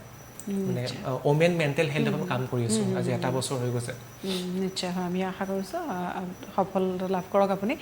আৰু যিহেতু আমি কৈছোঁ জিকেকেৰ কথা জিকেকেৰ খানা গাঁও কা খানা শিৱসাগৰতে সীমাবদ্ধ আছে নে আন ঠাইলৈ গৈছে আমি আৰম্ভণি শিৱসাগৰতে কৈছিলোঁ তাতে সীমাবদ্ধ আছিল কিন্তু যিহেতু কৰোণাত আমাৰ যথেষ্ট ক্ষতি হ'ল 2 বছৰ প্ৰায় অচল হৈ আছিলে আমি তাৰপিছত এটা ৱেবছাইট মুকলি কৰিলোঁ jkkfoods.com বুলি তাৰ জৰিয়তে তাৰমানে গ্ৰাহকসকলে অৰ্ডাৰ দিব পাৰে আমি এইখিনি যোগান ধৰোঁ আমাৰ অসমীয়া পিঠাখিনিকো আমি নতুন ৰূপত আনিছোঁ আৰু এনেকৈ বিয়াত যেনেকৈ আমাৰ জোৰোণ প্লেট হয় তাতো আমি ডলা আৰু নিজা ধৰণকে পিঠা বনাই সজাই পিন্ধি দিছোঁ মানুহে যথেষ্ট সহায় দিছে ভাল আমি ৰেছপন্স পাইছোঁ এইখিনি নিশ্চয় আৰু অসমৰ যিকোনো প্ৰান্তৰ পৰা অৰ্ডাৰ কৰিব পাৰে নেকি নিশ্চয় হয় COD সুবিধাও দিছোঁ আমি ready to eat food product বনাই আছোঁ থলুৱা ষ্টাইলত কেনেকৈ আমি যাতে আমাৰ অসমীয়া বস্তুখিনি নতুনকৈ ইনোভেট কৰিব পাৰোঁ ইনোভেশ্যন কৰিব পাৰোঁ আমি তাৰ ওপৰত কাম কৰি আছোঁ এই সময়ত নিশ্চয় হয় আৰু গ্ৰন্থৰ কথালৈ অকণমান আহিছোঁ গ্ৰন্থ যিহেতু 28 বছৰ বয়সতে আপুনি লিখি উলিয়াইছে গতিকে গ্ৰন্থ এখন লিখিবৰ বাবে যিসকল যুৱ চাম আছে আপোনাৰ দৰে তেওঁলোকক আপুনি কি ক'ব বিচাৰিব তেওঁলোকে কোন কেইটা দিশত তেওঁলোকে ধ্যান দিব লাগিব প্ৰথম এটা কথা যেন প্ৰকাশন প্ৰয়োজন হয় মূলকৈ এইকাৰণে প্ৰয়োজন হয় যেন কেনেকৈনো এলাইনমেণ্ট কৰিব লাগে বা কেনেকৈনো প্ৰিণ্ট হয় কোনেনো প্ৰুফিডিং কৰি দিয়ে তথ্যখিনি আমি মোৰ কথা নাজানিছিলোঁ কিন্তু এটা সময়ত প্ৰকাশন নহ'লে নহৈছিলে কিন্তু আজিৰ তাৰিখত যিহেতু ছ'চিয়েল মিডিয়াৰ যুগ এতিয়া প্ৰকাশন নহ'লেও মানে পাৰি প্ৰকাশ কৰিব ডাইৰেক্টলি পাঠকৰ মাজলৈ আগবঢ়াই দিব পাৰি কিন্তু প্ৰকাশন হ'লে মানে কি গাইডেন্সটো পাই যেন কেনেকৈ পেজ বনাবা তুমি হাৰ্ড বাইণ্ডিং কৰিবা নে পেপাৰ চফ্ট পেপাৰ কৰিবা সেইখিনি বস্তুখিনি তেওঁলোকে শিকাই দিয়ে কিন্তু যিসকলে কৰিব বিচাৰিছে তেওঁলোকৰ কাৰণে মই দুটামান কথা ক'ব বিচাৰিছোঁ প্ৰথম কথা হ'ল যে গ্ৰন্থখন প্ৰকাশ কৰাৰ আগত প্ৰথমতে নিজক এটা প্ৰতিষ্ঠা কৰিব লাগিব যে মানুহে মোৰ বস্তুবোৰ কিয় পঢ়িব লাগে বা আজি মোৰ বস্তুবোৰ আজি মোৰ গ্ৰন্থ বা মোৰ লেখা এটা 40 বছৰ ওপৰৰ মানুহে পঢ়ে বহুতে বা ভাল কোনোবা প্ৰফেচৰ পঢ়িছে কোনোবা ডক্টৰো পঢ়িছে কোনোবা ইঞ্জিনিয়াৰ পঢ়িছে এতিয়া 40 বছৰ বয়সৰ এজন মানুহ যিজনে নেকি জীৱনটোতকৈ বেছি দেখিছে তেওঁ 28 বছৰ ল'ৰা এটা বা শিকিবলগীয়া কেলে আছে সেই কথাটো প্ৰথমতে এষ্টাব্লিছ কৰিব লাগিব মোৰ কামৰ জৰিয়তে গতিকে গ্ৰন্থখন প্ৰকাশ কৰাৰ আগত এটামান বছৰ বা দুটামান বছৰ নিজকে প্ৰতিষ্ঠা কৰিবলৈ চাব লাগে নিজৰ পাঠকৰ এটা মানে গোট বনাব চাব লাগে যে বোলে এইখিনি মানুহ পঢ়ে তেতিয়া গ্ৰন্থখন আগুৱাই নিবলৈ সুবিধা হয় যদি কোনো মানুহে নাজানে মোৰ বিষয়ে বা মোৰ লেখা নপঢ়ে বা লেখাৰ লগত জড়িত নহয় তেতিয়া পটককৈ গ্ৰন্থখন উলিয়ালে মানুহেও গম নাপাব কোন কথা কি কথা ন মান নাপাব একো নিশ্চয় হয় আৰু গ্ৰন্থ এখন যেতিয়া আমি দেখোঁ যে গ্ৰন্থমেলাৰ আগে আগে খুব সুন্দৰকৈ বহুতেই লিখে গ্ৰন্থমেলাৰ আগে আগে কিন্তু গ্ৰন্থ আমি 12 মাহে প্ৰচাৰ কৰাৰ কিবা ব্যৱস্থা কৰিব পাৰোঁ নে নোৱাৰোঁ গ্ৰন্থ এখনক লৈ মই ভাবোঁ যে গ্ৰন্থ বুলিয়ে নহয় যিহেতু মই মাৰ্কেটিং চেলছ এইবোৰ সৰুৰ পৰা কৰি আহিছোঁ মোৰ লাইনেই সেইবোৰ মই ভাবোঁ যে যিকোনো এটা বস্তুৰ মাৰ্কেটিং বা প্ৰচাৰটো 12 মাহে হ'ব লাগে এতিয়া অকল পিক টাইমত বুলি নহয় মাৰ্কেটিং মানে it's a part of the game আৰু এইটো 12 মাহে ৰান হ'ব লাগে খালি অভাৰ মাৰ্কেটিং এটা বস্তু ডিমাণ্ড কমাই দিয়ে টেকনিক আছে অলপ এটা সময় মূৰে প্ৰয়োজন সাপেক্ষে আৰু বেলেগ ধৰণে কৰি থাকিব লাগে একেটা ধৰণে কৰি থাকিব নালাগে নিশ্চয় হয় আৰু এটা মাৰ্কেটিং ষ্ট্ৰেটেজি হয়তো হ'ব আমি স্কুলত পঢ়ি থাকোঁতে আমি দেখিছিলোঁ যে সৰু গ্ৰন্থমেলা আমাৰ স্কুললৈ আহিছিল আমি কলেজতো দেখিছিলোঁ সৰু সাৰথি হওক বা এনেকুৱা ধৰণৰ সৰু নাম দি পেলাই খুব সৰু গ্ৰন্থমেলা আমাৰ স্কুলবিলাকলৈ আহিছিল সেই ধৰণৰ গ্ৰন্থমেলাৰ প্ৰসংগত কি ক'ব বিচাৰিব আপুনি খুব এটা ভাল পদক্ষেপ প্ৰথমতে হৈছে মানে উঠি অহা চামৰ মাজত গ্ৰন্থৰ যিটো প্ৰয়োজনীয়তা তাৰ মহত্বটোৰ বিষয়ে ল'ৰা ছোৱালীখিনিক এৱেৰ কৰিব লাগে সজাগতা আনিব লাগে আৰু এনে কিছু পদক্ষেপে ল'ৰা ছোৱালীখিনিক মানে এখন গ্ৰন্থৰ যে মূল্য কিমান এজন মানুহৰ বিবেচনা কৰা যিটো প্ৰক্ৰিয়া গোটেই প্ৰক্ৰিয়াটো সলনি কৰি দিব পাৰে মাত্ৰ এখন গ্ৰন্থই কেৱল এখন গ্ৰন্থই কাৰণ আজি এই গ্ৰন্থখন মানুহ এজনে পঢ়িছে বা তেখেতে এটা মূল্য দি পঢ়িছে কিন্তু এই গ্ৰন্থখনত এইখনত যিখিনি বস্তু দিয়া হৈছে এইখিনি আহৰণ কৰিবৰ কাৰণে মোৰ 10টা বছৰ ষ্ট্ৰাগল সোমাই আছে মই 10টা বছৰ ঠেকা খোৱাৰ পিছতহে এখন সৃষ্টি হৈছে গতিকে কোনোবাই এখন পঢ়া মানে মোৰ সেই 10টা বছৰ মই যিখিনি বস্তু আহৰণ কৰিলোঁ তাৰ বহুতখিনি বস্তু তেওঁলোকে মানে পালছটো পাইছে তো সেইটো কাৰণে গ্ৰন্থৰ মহত্ব আছে এখন প্ৰগতিশীল দেশৰ কাৰণে এটা ষ্ট্ৰং আপোনাৰ বুক কালচাৰ থকাটো খুবেই প্ৰয়োজনীয় সেইকাৰণে এই যিবোৰ সৰু পদক্ষেপ এইবোৰ ল'ব লাগে নিশ্চয় হয় আৰু গ্ৰন্থ এখনৰ যেতিয়া দামটো নিৰ্ধাৰণ কৰা হয় বহুতে ধৰক গ্ৰন্থমেলাতেই গ'ল দামটো প্ৰথমে চাই যদি অকণমান বেছি পায় তেনেহ'লে ল'ব নিবিচাৰে উচিত মূল্যটো লেখকে নাপায় নেকি বাৰু যিমানটো দাম হ'ব লাগে কিতাপ এখনৰ আচলতে সঁচা কথা ক'বলৈ গ'লে এতিয়া এখন মোৰ গ্ৰন্থ আৰু এই গ্ৰন্থখন আভা প্ৰকাশনৰ জৰিয়তে প্ৰকাশ হৈছে ইয়াত এখন গ্ৰন্থত কেইবাজনৰ ব্যক্তি জড়িত হৈ থাকে ইয়াৰ কভাৰ ডিজাইনৰ পৰা আপোনাৰ প্ৰুফ ৰিডিঙৰ পৰা মই আছোঁ প্ৰিণ্টিঙৰ কাম আছে তাৰপৰা আমাৰ কুৰিয়াৰ আছে আকৌ অনলাইন পে'মেণ্ট কৰিলে পে'মেণ্ট গেটৱে চাৰ্জ আছে আল্টিমেটলি এতিয়া এইখন গ্ৰন্থ যদি মই বিক্ৰী কৰা হয় মোলৈ 20-30 rupees থাকেগৈ টু বি অনেষ্ট আৰু যদি গ্ৰাহকে আজিকালি বহুতে COD লয় কাৰণ মহিলাসকলে অনলাইন ভয় কৰে দিবলৈ এতিয়া COD ল'লে আপোনাৰ কুৰিয়াৰ কোম্পানী এতিয়া এই গ্ৰন্থখন যদি আধা কেজি ওজনৰ তলৰ হয় আমাৰ পৰা 110 টকা পইচা লয় আকৌ আপোনাৰ পেকিং কষ্ট এটা আছে ওপৰত লেবেলিং কষ্ট আছে মানে চাবলৈ গ'লে 20-30 টকা প্ৰফিট থাকেগৈ যদি COD লয় তেওঁলোক নিশ্চয় হয় তথাপিও কিন্তু যিসকল কিতাপ মানে গ্ৰন্থ সংগ্ৰহ কৰিবলৈ যায় মূল্যটো অকণমান বেছি হ'লে দিবলৈ অকণমান তথাপিও অলপমান টান পায় কম মূল্যত হ'লে ভাল পায় আৰু হাতপুথি যিসমূহ আছে হাতপুথিসমূহক লৈ হিৰণময় গগৈ কি ক'ব বিচাৰিব হাতপুথিসমূহ কিন্তু আমি গ্ৰন্থমেলাতো দেখা পাওঁ খুব যেতিয়া সৰু হয় একে বহাতে পঢ়ি শেষ কৰিব পৰা ধৰণৰ হয় এনেধৰণৰ গ্ৰন্থ কিন্তু খুব বেছি বিক্ৰী হয় হাতপুথিবিলাক কি ক'ব বিচাৰিব আচলতে মই বহুতৰ ক্ষেত্ৰত দেখিছোঁ যেন গ্ৰন্থখনৰ শকত হ'লে মানে ভাবে যেনে পিছত পঢ়িম মানুহে মানে কি হয় আজিকালি যিহেতু মই ক'লো যেন এতিয়া সময়খিনি ক্ৰমান্বয়ে যেন কনজামশ্যন টাইমিংটো ক্ৰমান্বয়ে কমি আহিছে আৰু অনাগত সময়ত আৰু কমিব এতিয়া এটা দীঘলীয়া বস্তুক যদি মানুহক পঢ়িবলৈ মই বাধ্য কৰাওঁ তেনে এনেকুৱাকৈ মই বস্তুটো সৃষ্টি কৰিব লাগিব যে তাত এটা নিচা বিচাৰি পায় তাতে মানুহ ওলাই আহিব নোৱাৰে পটককৈ এতিয়া সেই ধৰি লওক আপুনি যিটো প্ৰসংগ কৈছে তাত মানে কি হয় আপোনাৰ টাইমটো যদি বেছি কনজামশ্যন নহয় তো মানুহৰ কাৰণে সুবিধা হয় মানে পটাপট বস্তুটো শেষ কৰিলোঁ আৰু বহু মানুহে মানে আপোনাৰ চিনেমা এখন হওক চিৰিয়েল এখন হওক বা গ্ৰন্থ এখন হওক আধাতে এৰিবলৈ বেয়া পায় সেইকাৰণে মানে ভাবে যে আধাতে আগলৈ বা কি হ'ল জানিবলৈ মন গৈ থাকে সেইকাৰণে বেছি দীঘল নহ'লে ভাল হয় কাৰণে যিটো দেখা পাইছোঁ পাঠকৰ বিষয়ে নিশ্চয় হয় আৰু বহুতে দেখা যায় যে গ্ৰন্থমেলাৰ পৰা খুব ডাঙৰ ডাঙৰ ভলিউমৰ গ্ৰন্থসমূহ কিনি নিয়ে বহুতে ঘৰত সজাবলৈ কিনি নিয়ে কিন্তু সজাবলৈ হ'লেও কিনি নিয়ে গতিকে সেই প্ৰসংগত কি কৰিব বিচাৰিব এইটো আচলতে ভাল নে বেয়া প্ৰথম কথা যে তেওঁলোকে কিনিছে সেইটো ভাল কথা দ্বিতীয় কাৰণ কেলৈ তেওঁ সেইকেইটা পইচা অন্য কামতো ইউজ কৰিব পাৰিলে বেলেগ বেলেগ জেগাত খাব মেলিব পাৰিলেহেঁতেন কিন্তু তাকে এনেকৈ তেওঁ যে গ্ৰন্থখনৰ প্ৰতি মৰমটো দেখাইছে হেঁপাহটো ভাল কথা কিন্তু একেটা সময়তে যদি তেওঁলোকে মই যিটো কথা ক'লোঁ ৰিডিং হেবিটটো মানে ডেইলি যদি আমি 10-15 মিনিট আমি যদি ৰাখোঁ তেতিয়াহ'লে অলপকৈ আমাৰ কনজামশ্যনটো বাঢ়ি যাব মানে আৰু সেইটোৱে ৰিডিং হেবিটটো বঢ়া মানে আমাৰ জীৱনৰ ধৈৰ্যটো বাঢ়িব ধৈৰ্য শক্তিটো আগত মানে আজিকালি কি হৈছে সৰু কথাতে মানে টকাটকি লাগিলে বা ব্ৰেকআপ এটা হ'ল বুলি মানুহে মোৰ কি হ'ল আজি জীৱনটো মোৰ লগতে ভগৱান কেলে হ'ব চিধা মৰিবলৈ যায় এই অধৈৰ্য মানে এতিয়া জেনেৰেশ্যনটো অধৈৰ্য কৰিছে এই চুটি মনোৰঞ্জনবোৰ এইটো খুব মাৰাত্মক ভৱিষ্যতৰ কাৰণে আজিকালি গেম খেলিবলৈ নাপালে ল'ৰা ছোৱালী চুইচাইড কৰিবলৈ যায় তাৰ তুলনাত আজি আমি ইমান কষ্ট খাইছোঁ তথাপিতো আমি জীয়াই থাকিবলৈ এতিয়া নাই গতিকে সেইটোৱে মই নৱপ্ৰজন্মক আহ্বান জনাম যে ধৈৰ্যটো ৰাখা জীৱনত বহুতে মানে এনেকুৱা লাগিব যে মোৰ একো নহ'বগৈ মই নোৱাৰিম কিন্তু God is there and He's planning something big for you কিন্তু আমি কাম কৰিব লাগিব কৰ্ম আমি নিজে কৰিব লাগিব ধৈৰ্য ৰাখি আমি কৰিব লাগিব আৰু জপিয়াই ফুলে নহ'ব এটা ট্ৰেক বাছি ল'ব লাগিব তাত যিকোনো এটা বস্তু আমি যেতিয়া আজি আমি কাৰোবাৰ সফলতাৰ বিষয়ে গম পালোঁ একে নিশাতে হোৱা বস্তু নহয় নিশ্চয় এভৰি অভাৰনাইট ষ্টৰি এটলিষ্ট 4-5 বছৰ পুৰণা এটা দিশত মানুহে ন্যূনতম 8-10 বছৰ দিব লাগিব তেতিয়াহে লাহে লাহে ৰিজাল্ট হোৱা সম্ভৱ হ'ব কিছুমান প্ৰফেশ্যন ডিজিটেল কিছুমান প্ৰফেশ্যনৰ কথাটো বেলেগ হ'ব পাৰে কিন্তু নৰ্মেলি আমি যদি চাওঁ এজ এ হোল যিকোনো কেৰিয়াৰ ছেক্টৰত সময় দিব লাগিব মানে গতিকে সেই মই যদি এটা কেৰিয়াৰ পিক কৰিছোঁ প্ৰথমতে মই মেণ্টেলি ৰেডি হ'ব লাগিব যে মই ফেলিয়ৰ আহিবই যিকোনো কেৰিয়াৰ আহিব ফেলিয়ৰ মই তাত সময় দিবই লাগিব মানে মাষ্ট বি আকৌ জপিয়াই ফুৰিব নোৱাৰোঁ মানে শ্বৰ্টকাট বিচাৰি কিনে there is no' shortcut you have to go' the long way নিশ্চয় হয় আমি অনুষ্ঠান সামৰিব লাগিব শেষত আমি হিৰণময় গগৈক শুভকামনা জ্ঞাপন কৰিছোঁ আৰু বিশ্ব অভিলেখ আপুনি গঢ়ক তাৰো আশা কৰিছোঁ কিন্তু আমাৰ দৰ্শকসকলক উদ্দেশ্যে আপুনি খুব চমুকৈ কি ক'ব বিচাৰিব একেবাৰে এটা লাইনত যদি সোধোঁ অন্য বৃক্ষৰ তলত চাহ হৈ জীয়াই থকাতকৈ নিজে এজোপা বৃক্ষ হৈ আনক চাহ দিব চেষ্টা কৰিব লাগে আনৰ পৰা সদায় নিৰ্ভৰশীল হৈ থাকিলে মানুহৰ নিজৰ প্ৰতিভাৰ যে আচল সম্ভাৱনা সেই বিষয়ে আপুনি নিজে অজান হৈ ৰ'ব লাগিব আৰু শেষত সমূহ অসমবাসীলৈ পবিত্ৰ জন্মাষ্টমীৰ হিয়াভৰা মৰম জনাইছোঁ আৰু লগতে দ্য নিউজ প্লাছ পৰিয়ালৰ সমূহ সতীৰ্থ দাদা বাইদেউ ভণ্টি সকলোলৈ মৰম আৰু শুভকামনা জনাইছোঁ নিশ্চয় হয় আৰু ধন্যবাদ জ্ঞাপন কৰিছোঁ ইমান ব্যস্ততাৰ মাজত এইখিনি সময় আমাক হিৰণময় গগৈ দিলে আকৌ আপোনাক এটি প্ৰগ্ৰেমত লগ পোৱাৰ প্ৰতিশ্ৰুতি দিছোঁ নিশ্চয় প্ৰিয় দৰ্শক ইয়াৰ লগে লগে আমাৰ এই বিশেষ অনুষ্ঠান অনন্যাৰ মজিয়াৰ পৰা মই শিখাই বিদায় লৈছোঁ কিন্তু বিভিন্ন অনুষ্ঠান আৰু বাবতৰিৰ বাবে আপুনি চাই থাকক দ্য নিউজ প্লাছ